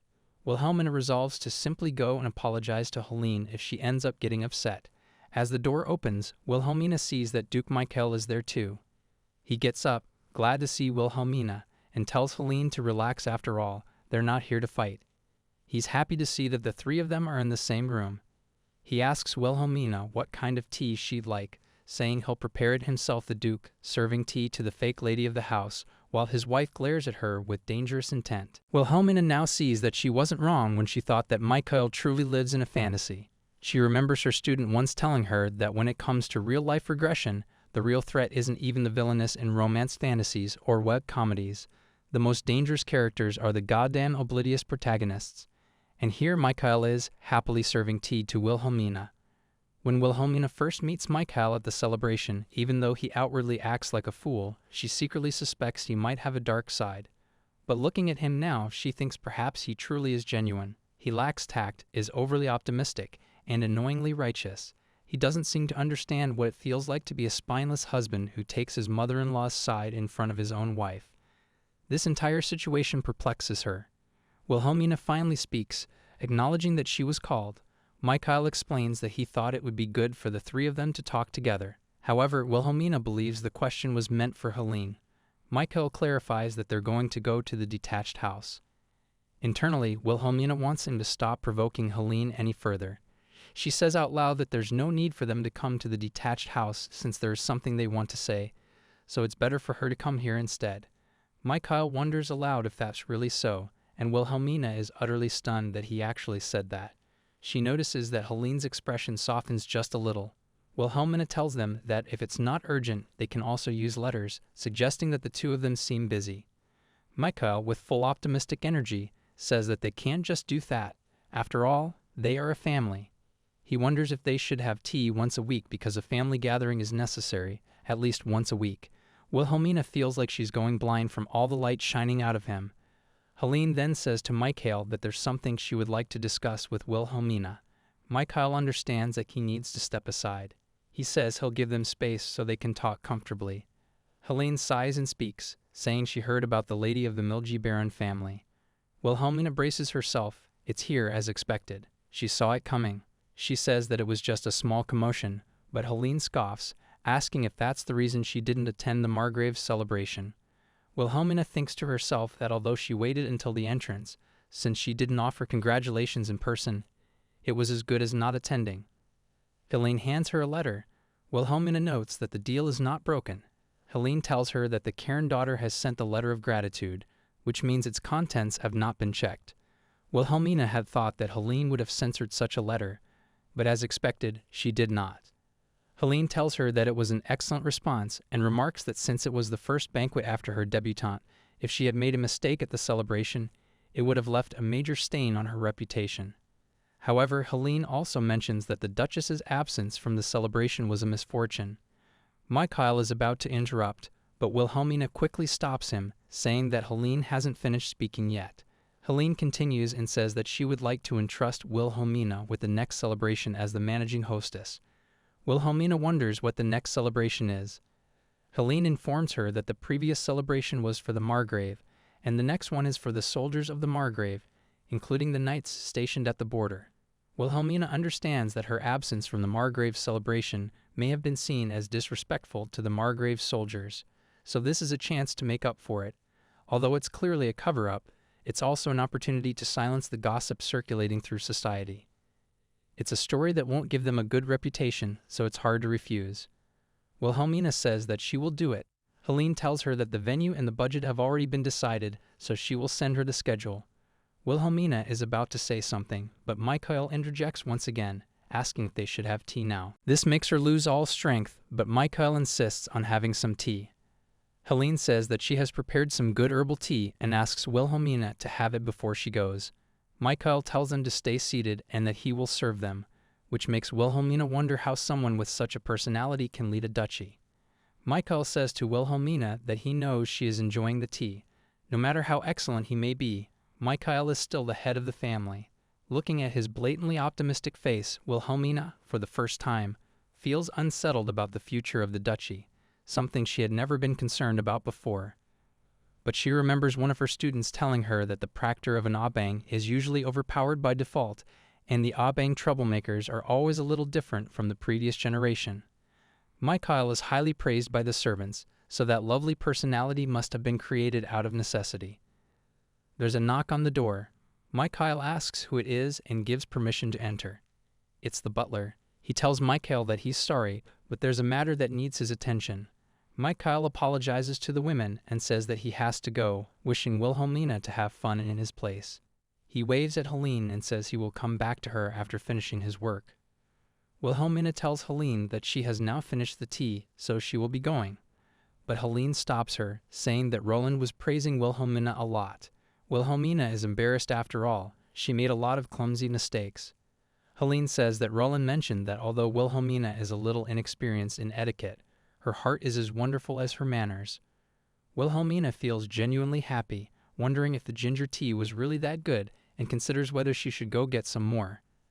Helene says to her that this is enough and hopes that Wilhelmina will keep this conduct without becoming arrogant in the future. Wilhelmina can clearly see it was an absolute sarcasm, but to Wilhelmina, it doesn't feel bad. Helene thinks that Wilhelmina no longer needs to be polite after all. Mikhail is not around anymore. This thought makes Wilhelmina wonder if Helene wants her to be angry. But instead, Wilhelmina simply laughs. She finds this almost cute. It's obvious what the older woman is thinking, pretending not to hate her while clearly doing so. In this world, Wilhelmina may be living inside a young body, but like any modern person without absolute status, she has seen the nature of humans. She doesn't particularly care if Helene dislikes her openly. In fact, she murmurs aloud that anyone would be lucky to have a mother-in-law like Helene. She tells Helene that she will try to become a non-arrogant duchess, since conflicts between in-laws only disturb household peace. With that, she takes her leave. 2 more important matters are added to her to-do list before the year-end celebration. First, to make contact with Jane, the merchant of gold rail. Second, to ensure the success of the Knights and Soldiers celebration. But she isn't confident in either, so she decides to focus on what is in front of her, and that is Jane. Jane greets Wilhelmina, who returns the greeting and tells her to take a seat. She has also prepared some tea for Jane, given the cold weather, and then dismisses Anna. As Anna is leaving, she bumps into a tall man. Wilhelmina glances at them, curious about who he is. Anna apologizes quickly and tells the man to leave while avoiding Wilhelmina's gaze. Wilhelmina wonders whether her eyes just met with this man's or if she's imagining things. Jane notices and asks if Wilhelmina is surprised. She apologizes, explaining that the man is her internal employee and that she should have told him to wait elsewhere. Wilhelmina casually says that it's fine. Jane takes a sip of the tea and is immediately struck by a unique taste. Wilhelmina tells her that it's good for the cold and asks if it's her first time drinking it. Jane responds that the flavor is indeed unique. Wilhelmina heard that ginger is quite expensive. Jane is the first to speak next. She says she has heard that Wilhelmina wants to propose a business plan and tells her that gold rail is always ready. But she adds that she is only a low-ranking subordinate and worries that she may not be able to handle a duchess consort's expectations or insight. Wilhelmina immediately senses the roundabout rejection. Jane is trying to say that they don't want the hassle that comes with dealing with nobility. Wilhelmina calmly tells her that she seems to have misunderstood something. She isn't there to propose a partnership. She wants to invest in her business. In both this world and the previous one, starting a business is nothing more than a gamble, almost like buying a lottery ticket. She's not the merchant type, but an investor by nature. Jane then asks Wilhelmina if she even knows what kind of work she does. Wilhelmina replies that she deals in grain and seasonings. A grain shop isn't unprofitable, but unlike stores that deal in jewelry, fabrics, or gems, its revenues are steady rather than booming. One can earn money consistently, but becoming truly rich through it is nearly impossible. Still, Jane has tried to break that limit through all sorts of unusual strategies: advertisements, regional taste surveys, inviting chefs to create sugar sculptures, and selling homemade seasonings. Her marketing is ahead of its time. The only problem is that no matter how brilliant the strategy is, targeting commoners with limited spending power won't yield strong results. Wilhelmina tells Jane that she has been secretly supplying flour at low prices to John and other orphans, and thinking of that kindness, she wants to make a small investment. But she emphasizes that this is an investment, not a sponsorship. She may hold some affection toward Gold Rail, but their relationship is to remain strictly business. Jane understands and says that she will do her best to meet Wilhelmina's expectations. Wilhelmina knows that no merchant would refuse a fund where the investor does not interfere in their business. She assures Jane that she doesn't expect large profits from the start, as long as the principal isn't damaged. That's enough. Jane agrees, pointing out that this is obvious. After all, breaking the principal is a crime. Wilhelmina raises an eyebrow. She hadn't expected there to be such a law. Jane explains that when a merchant receives investment from a noble, they must sign a pledge not to damage the principal. If they do, not only will they face imprisonment, but the law also enforces collective punishment. If they have no assets, the debt passes to their descendants. Entire families are sent to prison and branded for life, forced into labor. It's practically a revival of the days of the Roman Empire. Wilhelmina wonders aloud whether this doesn't make cash flow too rigid. Jane explains that this is why trade businesses that receive large investments are often considered life-or-death gambles. Wilhelmina asks if they don't even conduct proper audits of the ledgers. If that's the case, then creative accounting would be possible, she thinks. Jane, curious, asks what creative accounting is. Wilhelmina tells her that it refers to manipulating financial performance to gain benefits. Jane now fully realizes Wilhelmina is no ordinary noblewoman. Wilhelmina, a noble with an unusual charm, is in the end still just a young aristocrat. Jane doesn't truly intend to get entangled with nobles or the aftermath that often comes with them. She figures this is just a way to humor Wilhelmina a little before stepping away. Her only plan is to retrieve her investment and return the principal amount later. But the more Jane observes, the more she realizes that Wilhelmina is quite sharp, manipulating a company's financial troubles to gain unfair profits. Wilhelmina explains to her that recognition accounting isn't the only strategy at play. There's also something called reverse creative accounting. Jane asks if that means deliberately lowering performance, though she worries it would make it harder to secure investment. Wilhelmina responds that it's not about truly lowering performance, but rather about presenting a steady, gradual growth. She decides to explain it with an example. She asked Jane to imagine sugar cubes representing profits, with each layer of sugar stacked up symbolizing a year. Both businesses make the same total amount over 4 years, 10 units per year. Then she asks which business Jane would invest in, the one that shows steady growth of 1, 2, 3, 4, or the one that fluctuates with a pattern of 2, 3, 2, 3. Jane answers that she would choose the one with steady growth, finding the inconsistent pattern unreliable. Wilhelmina nods and then challenges her. What if the actual earnings were 2, 3, 2, 3, and the 1, 2, 3, 4 figures were the falsified records? This revelation makes Jane flinch. Wilhelmina knows that anyone looking at the figures would invest in the one that shows reliable growth. That's exactly why the data is manipulated. But of course, there's more to it than just this simple trick. They blend both creative and reverse accounting together. Jane begins to understand. This is how great businesses always appear flawless.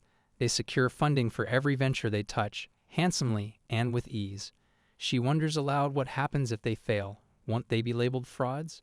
Wilhelmina points out that it's a gamble. They bet everything, hoping they can pay it back someday by hitting it big. And if they sell to companies, they can even keep jewel books. Jane thanks her for the insight and then asks what exactly a shell company is.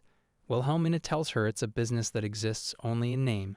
She's curious if Jane hasn't heard of them, subsidiaries that are oriented to appear as legitimate companies, but have nothing real behind them. Jane now sees clearly that she's too naive, and Wilhelmina is the real deal. Outside, ready to depart, Jane thanks Wilhelmina again for sharing such fascinating knowledge and asks if it would be all right to come back for another conversation. Wilhelmina answers softly that she may, and Jane says she will be visiting more often now. But Wilhelmina believes she's the one who received more information here. Still, it's time for her to tend to the rest of her schedule. It is remarkably cold, making Wilhelmina briefly wish to go out, but managing a banquet isn't something that can be done from home. Suddenly someone asks, "Why not?" Wilhelmina turns with a slight smile and sees that it's Anna, the maid. The man tells her that the horses have belongs to the master, so they can't just be taken out. Anna insists it's not appropriate, even if Wilhelmina is just staying within the estate. Wilhelmina heads toward them and asks what's wrong. Anna apologizes and explains she was only trying to borrow a horse. Another servant explains that the horses were cherished by the late Duke, and each of them is as valuable as a good mansion. If someone truly wants to use them, they must get Michael's permission. Wilhelmina feels like a mother having to ask her son for permission. It's ridiculous. This proves that they still don't truly see her as the lady of the duchy. Of course, they won't openly insult her, but this behavior speaks volumes. She declares she has no choice but to walk, which makes Anna visibly worried. Wilhelmina gently pats her and asks one of the men to call a carriage instead. The man assures her he'll bring the finest one available. Anna is still worried. Taking the carriage might damage Wilhelmina's reputation. But Wilhelmina knows that this is like a billionaire's wife taking a taxi, simply because she doesn't have her own car at the moment. She assures Anna it's fine. After all, she's just stepping outside for a bit. Who will even notice? People matter more than reputation, she says, though in truth she scoffs inwardly. She still doesn't understand why the horses are kept at the annex when she can't even use it. She thinks she should contact Helene and have the stables removed from here altogether.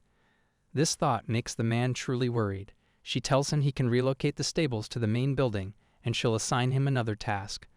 Wilhelmina is trying to offer some convenience to the servants of the annex, and that's only possible because they see her as the madam of the house, but just because she shows goodwill doesn't mean they can overstep their boundaries. The worried man asks about taking the white horse instead. She asks him whose horse that is. He replies that technically, all the horses belong to the late Duke. Anna tells Wilhelmina that the white one is the oldest and cheapest of the bunch. Wilhelmina sees that this is deliberate. She didn't want to be disrespectful, nor did she want to cause trouble, but she's being subtly mocked. The servant tells her that if something were to happen to the horse, his life would be in danger. Wilhelmina smiles faintly and says she understands, so she decides to assign him somewhere without such risk. Seeing him tremble like this, she advises him to relax. It's not like she told him to go to prison. He calls out to her again, but Wilhelmina tells him to lower his voice. Refusing to bring a horse is one thing, but defying your master is a far greater offense. She hopes he knows this. He starts to sweat, and Wilhelmina leaves. Anna tells her that the man didn't even show up at the roll call, and since his word alone stands, no one can question him, even if he's just napping. Normally, being a stable hand is a tough job, and if he's sent to the main building, he'll likely be worked to the bone. Wilhelmina asks Anna if sending him back to the main building would be too harsh. Anna says not at all. If anything, it's an incredible idea. Wilhelmina hugs her coat tighter. Today's chill is biting, but she can still feel the warmth radiating from it. She's sure Anna kept it by the fire before bringing it to her. It's a small but heartfelt gesture, and she feels a sense of relief. Anna smiles and says she is the best. As the two of them walk together, Wilhelmina is glad she hasn't disappointed Anna. Wilhelmina and Anna are walking together when they suddenly hear a commotion nearby. Some people appear to be wrestling. Curious, Wilhelmina turns her gaze toward the source of the noise and sees a group of men with frames carved like statues, bodies glistening with sweat under the sunlight. She finds herself momentarily flustered by the sight. Anna, walking beside her, notices her reaction and quickly tries to shield Wilhelmina's view, flustered in turn, urging her not to look as it is indecent. As Wilhelmina gently tries to remove Anna's hands from her eyes, she notices something. Anna's hands are rough and worn. The thought crosses her mind that she should make a good hand cream for Anna. At the same time, she speaks aloud, asking if it's really that strange to see men taking off their shirts while training. She adds that this is a training ground, not indoors, and that they aren't in a place where such things are prohibited. The men themselves don't seem to be bothered by it either, so why should she? Anna, visibly embarrassed, confirms that it's true. Wilhelmina replies that she knows and admits that it's a great view, which makes Anna even more flustered. Wilhelmina has always thought of knights and soldiers as simply large and bulky, but looking now, she realizes that their physiques vary widely. It becomes clear to her that fighting isn't just about size. It's also about skill. Suddenly, a voice calls out to her it's the Count, asking what brings her here. Wilhelmina replies that it has been a long time, and she thought she would visit. The Count quickly shouts to his men to clean up and put their shirts back on, reminding them that they have a guest present. But even so, he can clearly see that Wilhelmina doesn't particularly mind the shirtless scene. Perhaps she's enjoying it more than expected. Later, at the inn, the Count finally understands that Wilhelmina's visit isn't just casual. She's here to ask what kind of banquet celebration would be best for the soldiers. She tells him that if there are any requests, she'll try to accommodate them as much as possible. The Count thinks for a moment and replies that just having good food and drinks will be enough to make the men happy.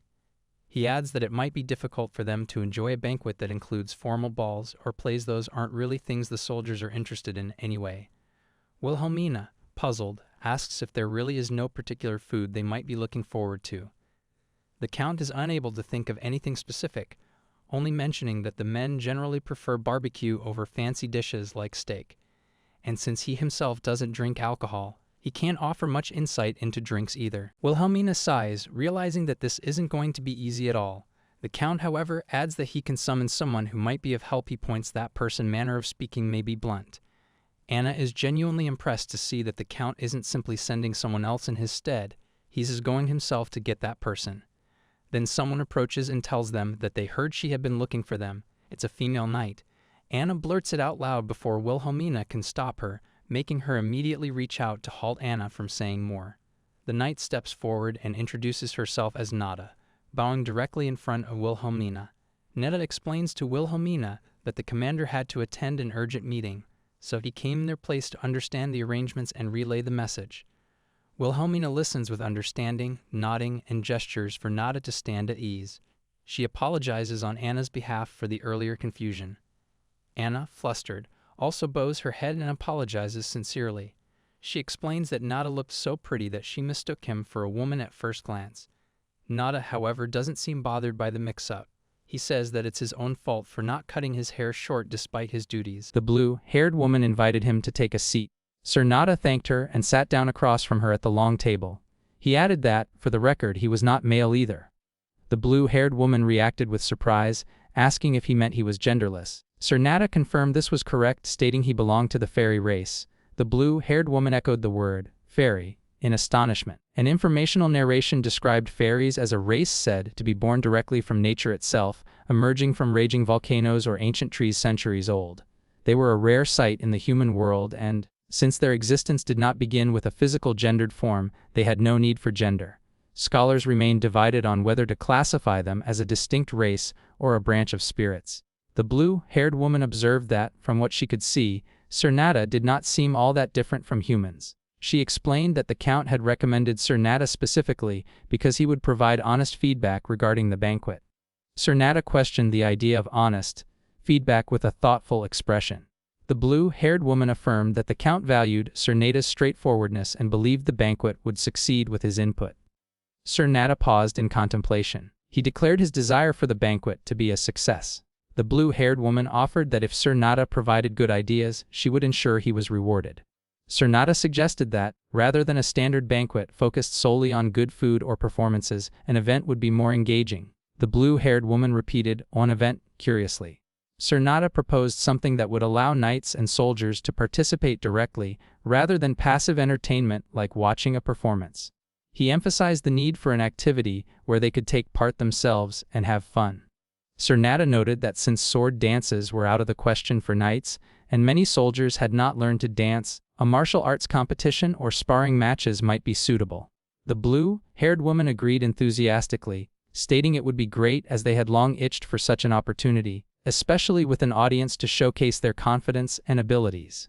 Sir Nada considered a martial arts tournament but pointed out that running it in a standard way might feel lacking in spectacle. He stressed the need to captivate not just the knights but the entire audience with a sense of grandeur and entertainment.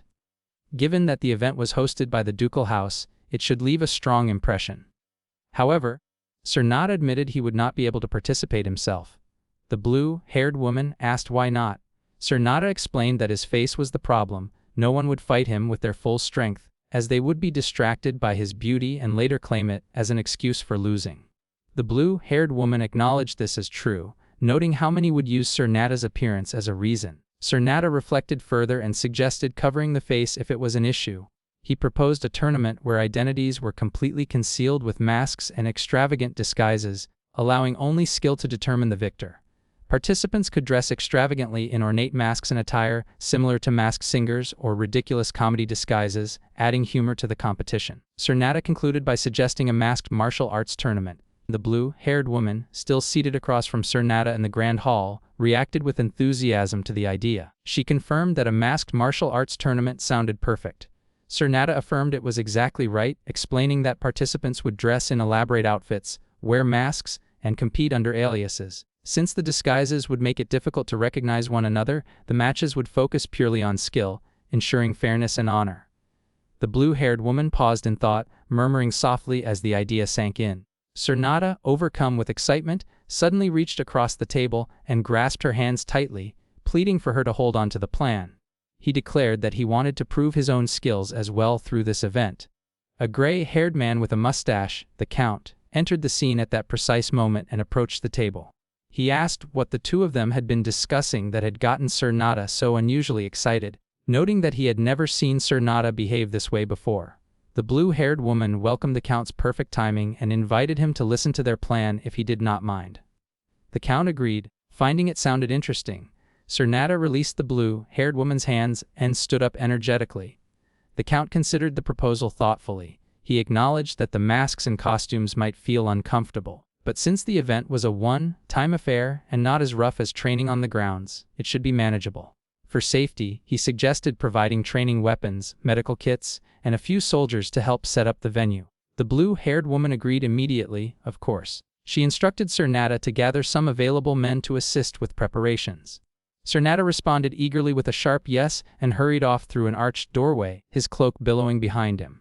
Once he was gone, the blue-haired woman turned to the Count and admitted she had not expected Cernata to become this excited. The moment he heard the words, "masked martial arts tournament," it had clearly suited him perfectly. She expressed her impression at the Grand Duchess's keen insight, explaining that the entire concept owed everything to the incredible creativity of Korean variety show writers. The Count reflected that, until now, Cernata had struggled to cooperate with the other knights, either because of his fairy race or his striking appearance.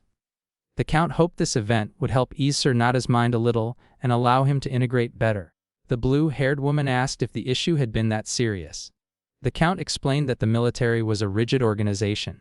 Forcing someone with strong individuality to change could disrupt unity, making it tough for Cernata. With his discharge date approaching, he would soon need to find a new lord to serve. The blue-haired woman reacted with surprise, asking if knights really got discharged. She had assumed ordinary knights held permanent ranks and lifelong loyalty to their lords. The Count clarified that ordinary knights swore lifelong loyalty and remained bound, but Cernata was different. Most knights received their titles and knighthood directly from their lords. But those like Cernata, who earned knighthood through merit in the military, became free knights upon discharge. In name they were free, but in reality they were closer to wanderers. A knight's status held true meaning only if they had a lord to serve. The blue-haired woman realized the Count wanted Cernata to find a new master. The Count confirmed yes, that was his intention. The blue-haired woman asked how skilled Cernata truly was. The Count described him as exceptional. In one-on-one combat, he ranked among the very best. He added that the Frontier Duke's army held the most powerful force in the West. If someone with Cernata's level of skill had not been properly recognized in such an army, he must have felt incredibly frustrated on his way back. The blue-haired woman agreed and suggested scheduling the event for the upcoming weekend. The Count offered to see her off on her way back. The blue-haired woman thanked him for his consideration. The blue-haired woman, now identified as the Grand Duchess, stood outside with the gray-haired Count and a young brown-haired girl named Anna. The Count asked if he should call for a carriage again for her departure. The Grand Duchess confirmed yes enthusiastically. The Count turned to a nearby soldier and instructed him to prepare a carriage for the lady right away. The soldier saluted and hurried off to comply. The Grand Duchess hesitated, explaining that no carriages had been available inside, so she had simply hailed one from outside. The Count murmured in mild surprise, asking if she truly did not have a personal carriage. A small chibi version of the Grand Duchess appeared in embarrassment, sweating as she admitted the truth. The Count sighed softly and decided to prepare one properly instead. He called out to another attendant to fetch a carriage immediately. Moments later, a grand, imposing military-style carriage arrived, pulled by 6 powerful black horses. The vehicle itself was completely colorless and stark, exuding an aura of disciplined soldiery rather than luxury. The horses stamped and snorted, their harnesses gleaming under the sunlight filtering through the leaves. The Grand Duchess stared in wide-eyed astonishment at the sight of the 6-horse team and the austere carriage. She muttered in disbelief that anyone seeing her ride in it would think she was heading off to war. The Count gently reassured her that there was no need to hesitate and invited her to get in, promising the ride would be comfortable. The Grand Duchess reluctantly stepped toward the carriage, still looking uneasy. The Count joined her, announcing that he happened to be heading out as well and would accompany her part of the way. The Grand Duchess accepted with a quiet all right. As they settled inside the carriage with Anna, the Grand Duchess thought to herself that the Count was being oddly friendly. Before she became the Grand Duchess, she would never have even had the opportunity to converse with someone of his standing. The Count leaned forward slightly and asked if she remembered what he had mentioned last time. The Grand Duchess repeated "last time," in confusion. He clarified that he meant in the garden. The Grand Duchess recalled it clearly. Yes, in the garden.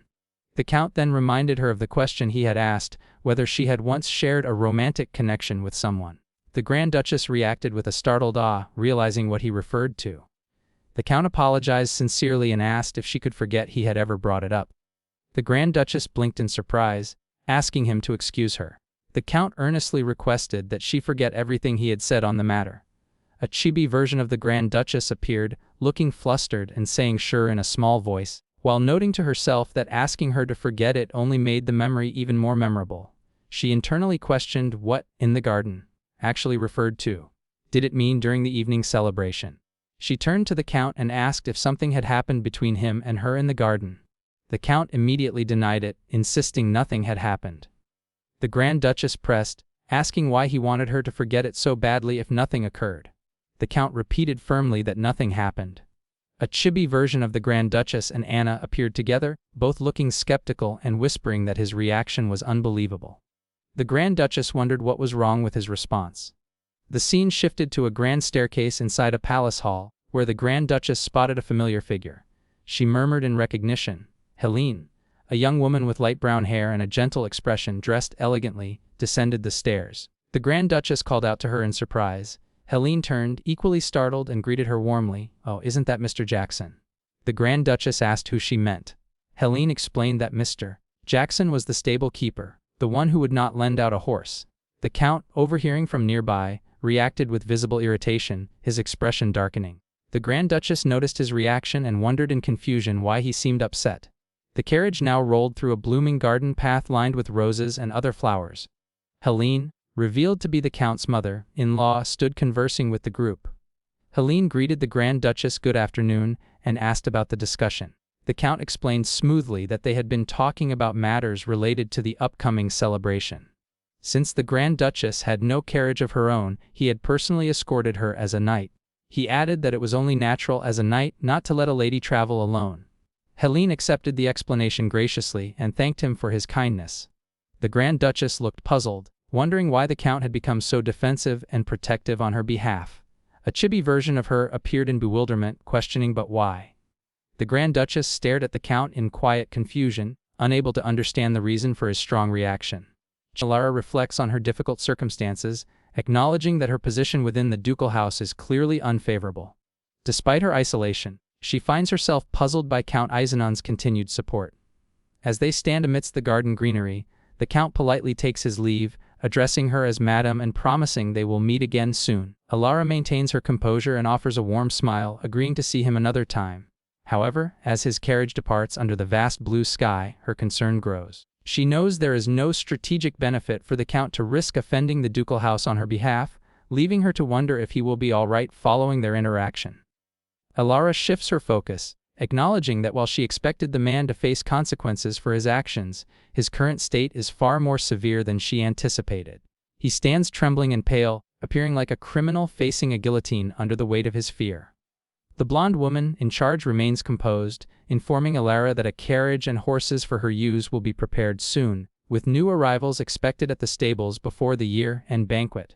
When Alara asks about the fate of the horse previously kept in the annex, she is flatly told that the animal belongs to the Duke. Alara quickly realizes the implication: they are providing her with a horse, but only one that strictly matches her current status within the household.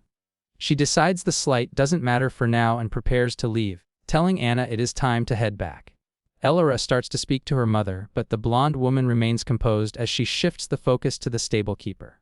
She notes that she has heard the man has not been diligent in his duties and declares her intention to punish him accordingly. As the stablekeeper cowers in a state of absolute terror, his face pale with dread, the mother asks Alara for her thoughts on the situation. Taken aback by the sudden severity of the matter, Alara looks on with confusion and asks her mother to clarify exactly what she means by the proposal. The mother maintains a cold, unwavering gaze as she explains that she wished to hear Alara's opinion before deciding on the severity of the stablekeeper's punishment. Observing the interaction from a distance, Anna feels the heavy tension in the air, noting that the atmosphere between the Grand Madam and the Little Madam is quite strained. Alara remains composed, simply inquiring about the nature of the man's crime. Her mother clarifies the charges, accusing the stablekeeper of neglecting a horse from the main house that was kept in the annex, as well as failing to prepare the necessary horses and carriages for Alara. As the weight of the situation settles, Alara realizes the hidden intent behind these words. She understands her mother is pointedly stating that the horse in the annex does not belong to her, and is effectively trying to force Alara into the role of the villain by making her punish the servant herself. Anna watches with concern, quietly calling out to the Grand Madam as the weight of the moment hangs heavy. Internally, Alara weighs her options, reflecting that her original plan was to resolve the matter through a simple reassignment. She realizes that showing leniency now might compromise the dignity and authority she holds in her position. Yet, she candidly acknowledges that her own reputation is already thin, and given that the horse in the annex is legally part of the main house, the oversight is not truly an issue. She wonders if it is worth engaging in a battle of pride over something so trivial. Breaking her silence, Alara addresses her mother as Helene, asking for one point of clarification. She pointedly inquires which household the stablekeeper actually belongs to. Looking back with a guarded expression, the mother asks what she could possibly mean by such a question. Alara stands firm, asserting that before answering her mother's inquiry, they must first clarify the stablekeeper's affiliation. She points out that if he is an annex servant, then she herself bears more responsibility for failing to properly supervise him. However, she leaves the alternative hanging, pondering what it would mean if he were a main house servant instead. This realization catches Helene off guard, leaving her momentarily speechless and shocked. Alara continues her calculated logic, noting that if he is an annex servant, then the horse he managed must also belong to the annex. On the other hand, if he is part of the main house, the ownership of the horse shifts accordingly. She understands that while Helene would prefer to claim the horse for the main house, doing so forces her to take the blame for the stablekeeper's mistake. Choosing a path of strategic grace, Alara decides that rather than losing both the horse and her dignity, she would prefer to forgive the servant and gain favor with the common people. With the trap set, she looks toward her mother and wonders if Helene will also show forgiveness as she has, or if she will be forced to shoulder the burden of the error.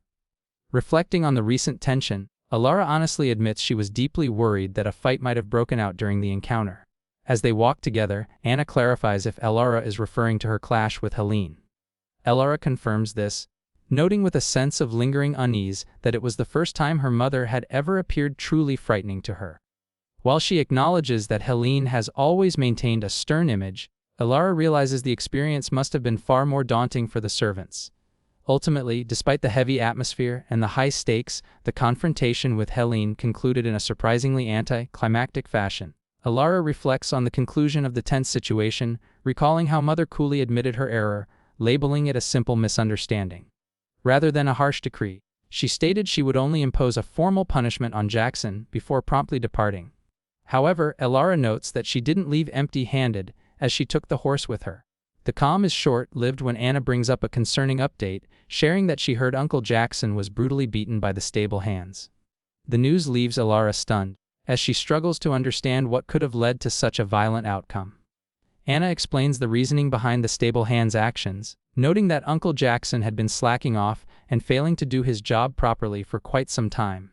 She suggests that the workers, driven by sheer frustration, simply wanted to put him in his place. Alara finds the news disturbing, silently questioning if such a violent response wasn't far too much. Their somber discussion is interrupted by a formal greeting as a man approaches, addressing Alara with respect as the Duchess.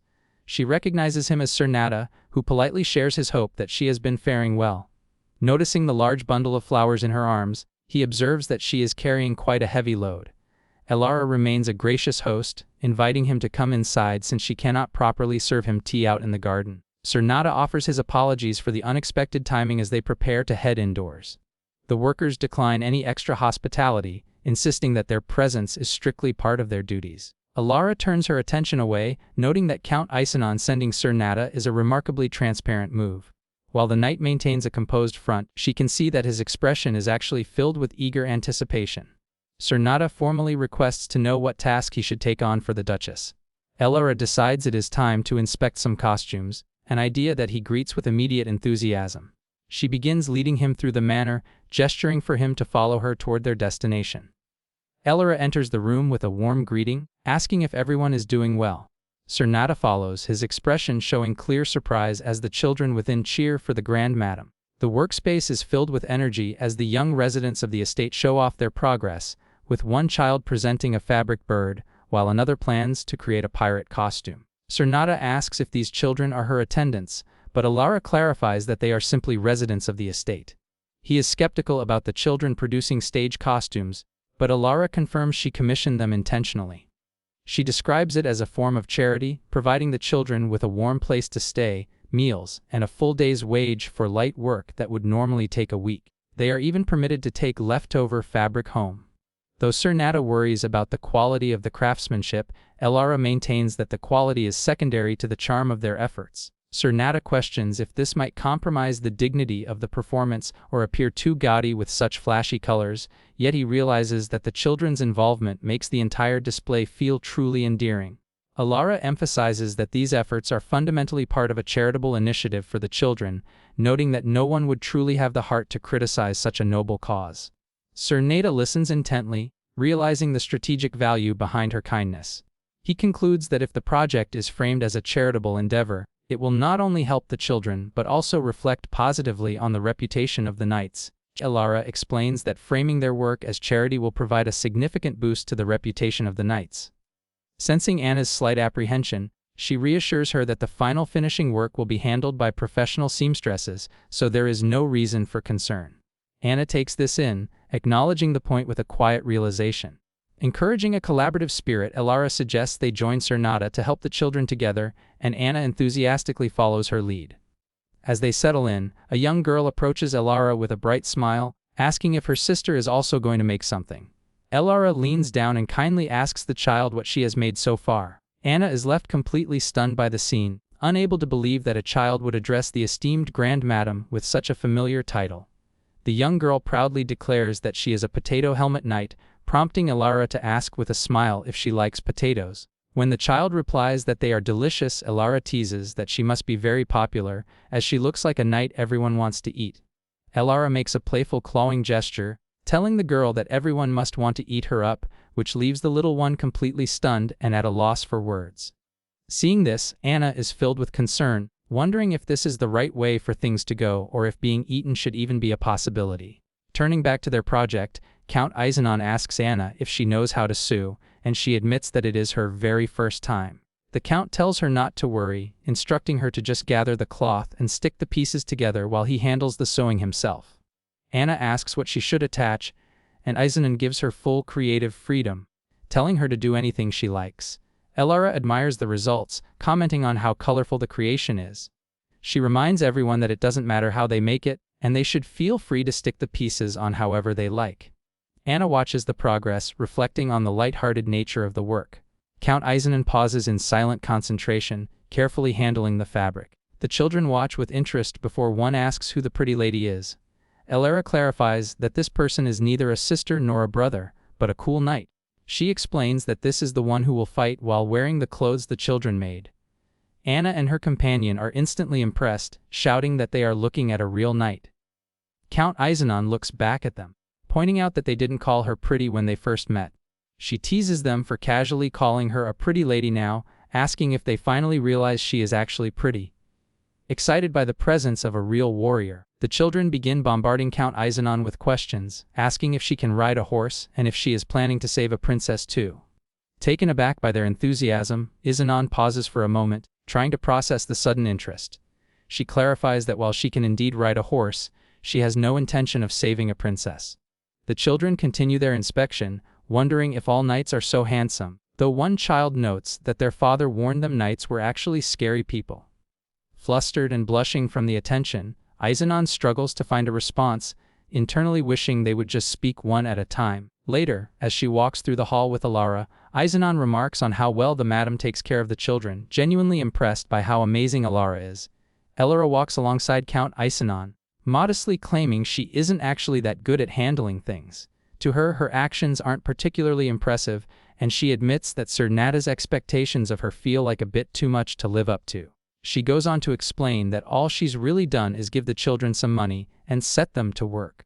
Urging Eisenon not to flatter her too much, Alara points out that she didn't even earn that money herself. Count Eisenon offers a gentle smile and replies that she understands. Looking at her, Alara can't help but think that beautiful people's faces seem to shine just by smiling. Eisenon then remarks that she believes she understands what kind of person the madam is. This leaves Alara curious as she wonders what kind of person that might be. Eisenon simply describes her as being just as she is, which only leaves Alara further questioning the true meaning behind her words. Alara leads Count Eisenon through the manor, pointing the way toward the dining hall with an invitation to eat together. However, she is cut short by a loud outcry echoing from below. A group of knights is shouting that they cannot understand a decision made by their squad leader. Looking over the balcony, Alara and Eisenon witness a confrontation between several trainee knights and squad leader Derek.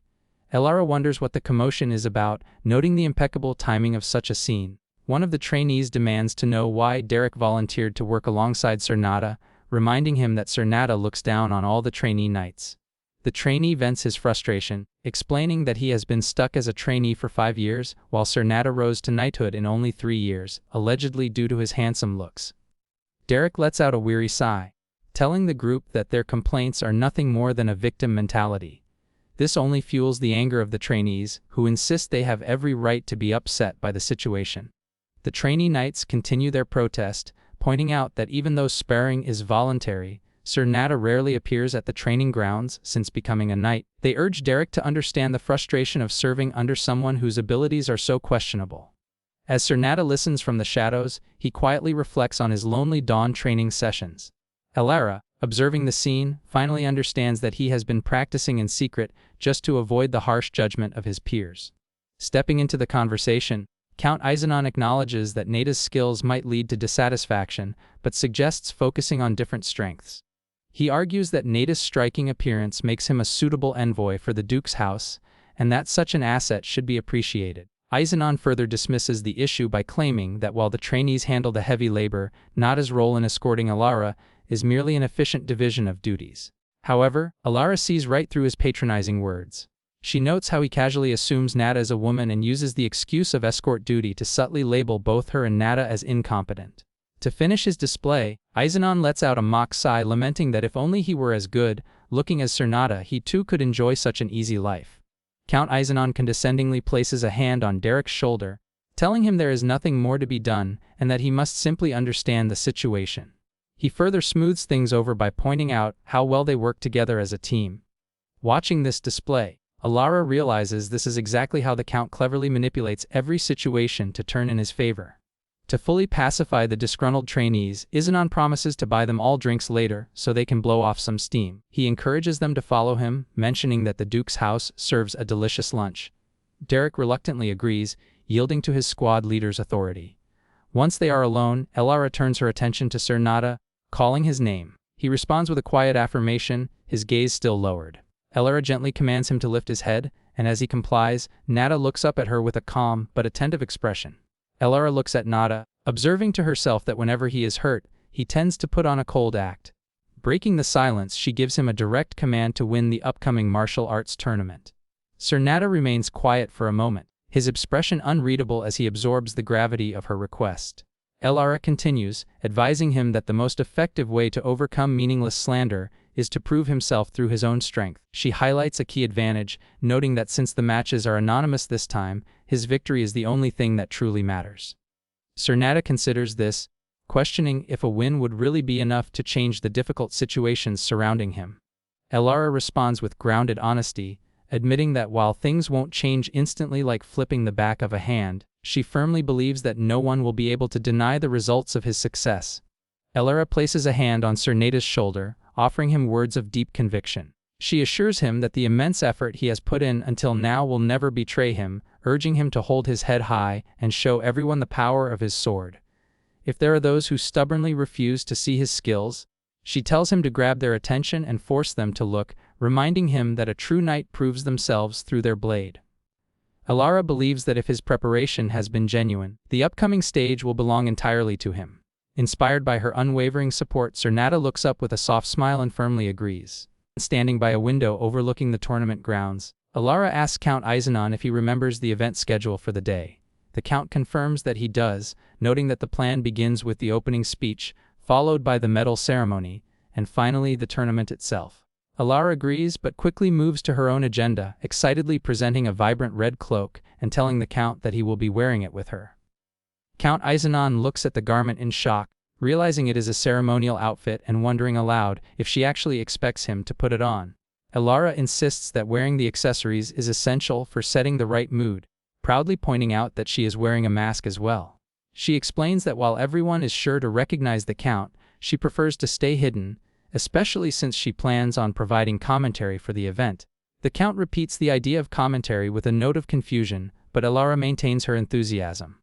She reminds him that since this is a martial arts tournament, adding commentary will only make things more exciting for the audience.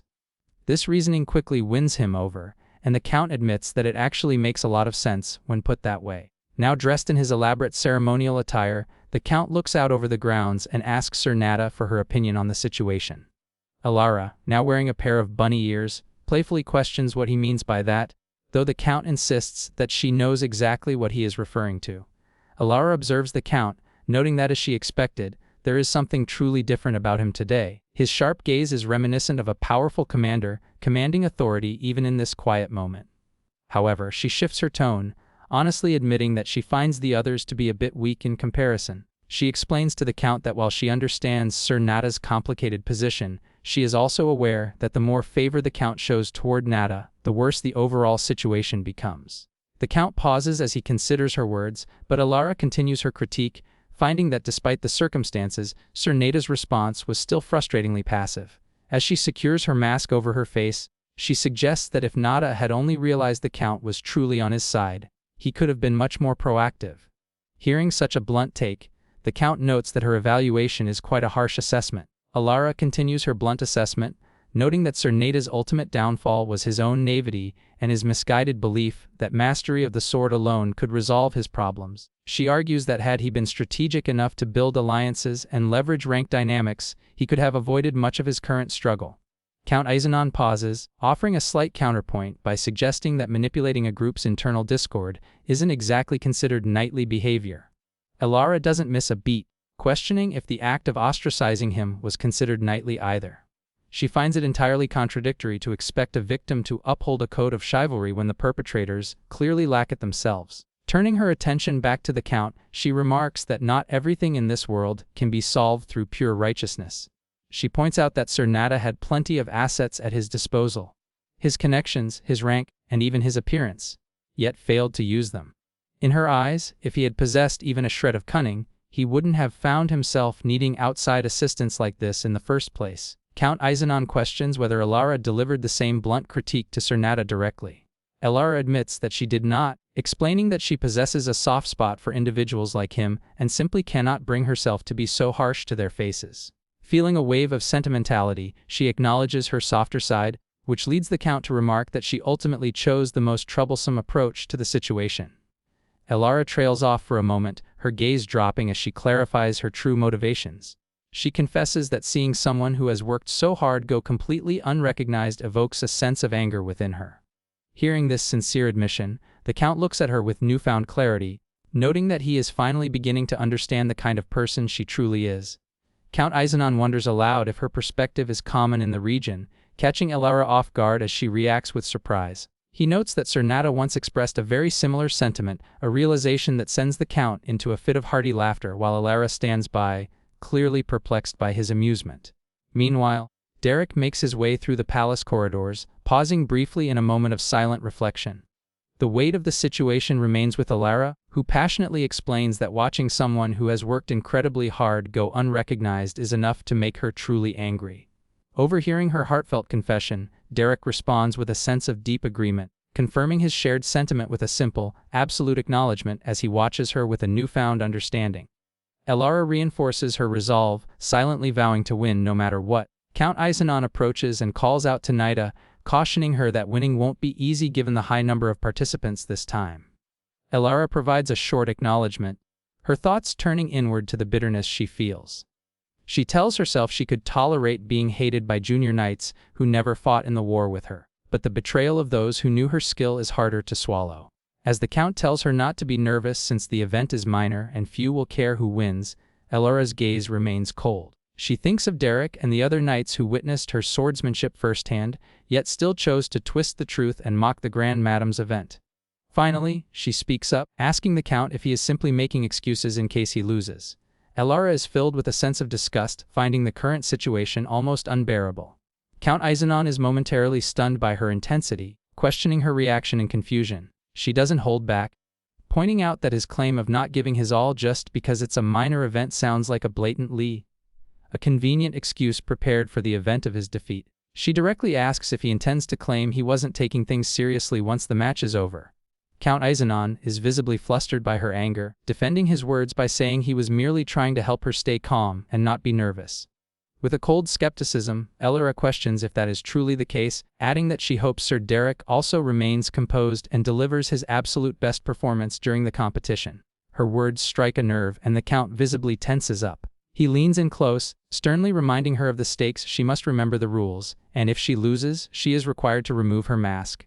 Elara delivers a final, cutting remark to Count Izanon, noting that even if he claims he isn't taking the match seriously, it would still be incredibly embarrassing for him to lose so poorly. With a polite but cold bow, she informs him that she will be going and makes her exit, leaving the Count standing in silence. As she enters a private room, her thoughts turn to a gift she received previously. She looks at a box tied with a blue ribbon, reflecting on how she didn't quite understand the gesture when the Grand Madam first gave it to her, but now everything is finally clear. She vividly recalls the Grand Madam's encouraging words, telling her that the item is a gift to be used if she feels confident in herself. The message was firm: if Elara intends to win this competition, she should do so the right way. Elara maintains a composed, confident expression as she considers the task ahead. The words of the Grand Madam resonate with her, urging her to win in a way that truly suits the event's prestige. Outside, under a bright, clear sky, the atmosphere is thick with anticipation as the crowd's murmurs drift through the tournament grounds. Officials and spectators alike watch with keen interest, sensing the importance of the day. Moving with purpose, Elara makes her way through the venue, each footstep emphasizing her resolve. The grand opening finally commences as the masked announcer raises her voice to address the crowd. With a flourish, she welcomes everyone to the Leighton ducal family's masked martial arts tournament, signaling the start for the mighty warriors assembled. The vibrant host, Cat Rabbit, introduces herself as the tournament's official commentator, instantly energizing the venue. In the stands, the young spectators erupt with enthusiastic cheers as the anticipation reaches its peak. Right at this moment, the atmosphere is electric. With a flourish, she announces that in celebration of the competitors' hard-won victories, the charity tournament is finally set to begin. The air is filled with the sound of celebratory pops and falling confetti, marking the official start of the grand event. As the tournament is about to begin, Elara, disguised as the Cat Rabbit, takes the stage to address the crowd. Before they officially kick off the event, she asks everyone to give a big round of applause to Count Titan Izanon, acknowledging his great contributions to the tournament's preparation. While the audience cheers, Elara reflects internally, feeling confident because her past life as a teacher has made public speaking feel effortless. However, she quickly catches herself when she nearly performs a formal salute, realizing that such a distinctive gesture could easily reveal her true identity. Standing confidently before the crowd, Elara, known as the Cat Rabbit, outlines the simple rules of the competition. The tournament will follow a standard knockout format where the victor of each match moves forward to the next round. She emphasizes that the spectators have a role too, as their task is to uncover the secret identities of the masked participants. To fuel the competitive spirit, she announces that both the tournament champion and the spectator who identifies the most participants correctly will receive amazing prizes, noting that nothing builds excitement quite like the promise of rewards. The champion is set to receive a special sword forged by the blacksmith of House Leighton, while the most observant spectator will be awarded a white-silver stirrup, a gift reserved only for the finest steeds. Internally, Elara reflects on the stirrup's history, recalling that while she originally received it from Helene, she took it when the late Duke's prized horse was away. She rationalizes the choice, figuring that since the horse was already gone, keeping the stirrup should be fine. Relieved to see everyone enjoying the festivities so much, Elara rides the wave of excitement and officially declares the first ever masked martial arts tournament open. Elara enthusiastically begins the tournament by announcing the first match between Sir Wubbly Slime and Sir Savory Pig's Trotter, calling both participants up to the stage. As the competition gets underway, Sir Blush Bear suffers an early setback, losing a point after he accidentally trips and falls onto the floor. The crowd erupts in laughter, recognizing the fighter immediately and calling for Sir Billy's to come down, mocking his attempt to hide such a large frame behind a costume. Taking in the spectacle, Elara leans toward Count Izanon and asks for his professional thoughts on the opening match. Count Izanon pauses in thought, humming as he carefully observes the arena before providing his analysis. He notes that while Sir Blush Bear's strength is undeniable, his movements are quite lacking, though he admits the knight is doing well enough for now. Elara is impressed by the Count's sharp insight, praising him for being quite good at reading the match. The Count continues, hinting that special training likely awaits the knight after the match concludes, a comment that sends the nearby soldiers into fits of laughter. They jokingly congratulate Sir Billy's on winning a special training session, fully aware of the rigor that implies. Elara watches the rowdy scene and realizes she didn't expect the audience to enjoy the event this much. She feels a small twinge of regret, thinking it's a shame they don't have a second magic amplifier to make the experience even better. Refocusing on the tournament, Elara announces to the crowd that they have reached the final match of the current round. She explains that once this match concludes, 8 contestants will officially advance to the quarterfinals, keeping the excitement building for the next stage of the competition. Elara enthusiastically kicks off the introduction of the final contenders, calling for the audience's full attention.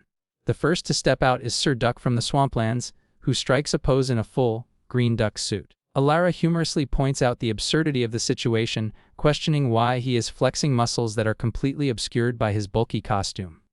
Moving on to the highlight of the event, she announces a grand entrance for the moment everyone has been waiting for. She presents Sir Fairy covered in pie, who makes his debut sporting large wings and an oversized pie for a hat. The crowd roars Nada's name in excitement as he takes the stage. However, looking at his elaborate attire, Elara privately reflects that she had hoped he would select something more mobile for the fight rather than that specific outfit. She finds herself in awe, never imagining that clothes of such a strange design could even be manufactured. Elara observes the physical burden of Nada's costume, noting it is incredibly heavy and lacks ventilation, but she knows the only reason he chose it is because the children made it specifically for him. Faced with such a heartwarming sentiment, she finds it impossible to stop him, acknowledging that Nada's dedication is truly far beyond what is necessary. Despite the noble intent, she remains skeptical of the attire itself. In the stands, the crowd laughs and questions the identity of the newcomer, wondering if it could be Sir Helton, even though they recall him already fighting earlier. Elara notes that as ridiculous and uncomfortable as it looks, the costume successfully livens up the arena's atmosphere. Interestingly, Nada's name is never mentioned among the knights' guesses, because they either assume he was eliminated long ago or cannot imagine him choosing to compete with such a significant handicap. Elara watches with growing anticipation, mentally urging Nada to show the world exactly what he has been training for. Sir Nada stands before the crowd in a truly bizarre ensemble, sporting a hat shaped like a loaf of bread and brandishing kitchen utensils like a trowel and measuring spoons, as though they were lethal armaments. The spectators and noble onlookers, including Count Isanon, are left in a state of utter bewilderment by the absurd display. Elara observes the scene from the sidelines, noting that even so, the atmosphere has shifted. She finds it hard to believe that Nada is actually intending to use the toys the children gifted him as legitimate weapons in a serious duel. Meanwhile, his opponent, encased in a large bird costume, interprets this choice as pure arrogance. The bird-clad warrior assumes that whoever this newcomer is, they are foolish to think they can secure a victory with mere toys. However, Nada suddenly erupts into motion with a blindingly fast strike. The opponent barely has time to register the threat, his initial confidence vanishing as he lets out a startled gasp of confusion, realizing too late that he has severely underestimated the man with the bread hat. Sir Nada connects with a powerful strike, catching his avian-clad opponent completely off guard. As he maintains the pressure, he begins an eccentric lecture on the first step of making a delicious pie, warning his foe that one must never get distracted when preparing ingredients. The bird-clad warrior can only gasp in confusion, struggling to comprehend the situation. Undeterred, Nada continues his assault, moving to step 2 and explaining that even for a small pie, a cook must give it their absolute all. Watching the spectacle from the crowd, Elara lets out a small smirk, clearly amused by the knight's unconventional style. With a sharp step forward and a look of intense focus, Nada announces that the fairy's pie making has officially begun. The crowd erupts in laughter as the regular soldiers find the scene hilarious, shouting out to ask who is inside the costume and wondering if they are watching a duel or a cooking contest. Elara looks on, observing that while the common soldiers are laughing, the high-ranking knights are serious. They have clearly realized that the previous attack wasn't just a fluke and are now on high alert. Eager to add some momentum to the fight, the intensity of the exchange picks up. Now, all eyes are on the arena to see if Sir Duck will fall for the Pie Fairy's provocation. It is truly a duel like no other, and a rare spectacle is about to unfold.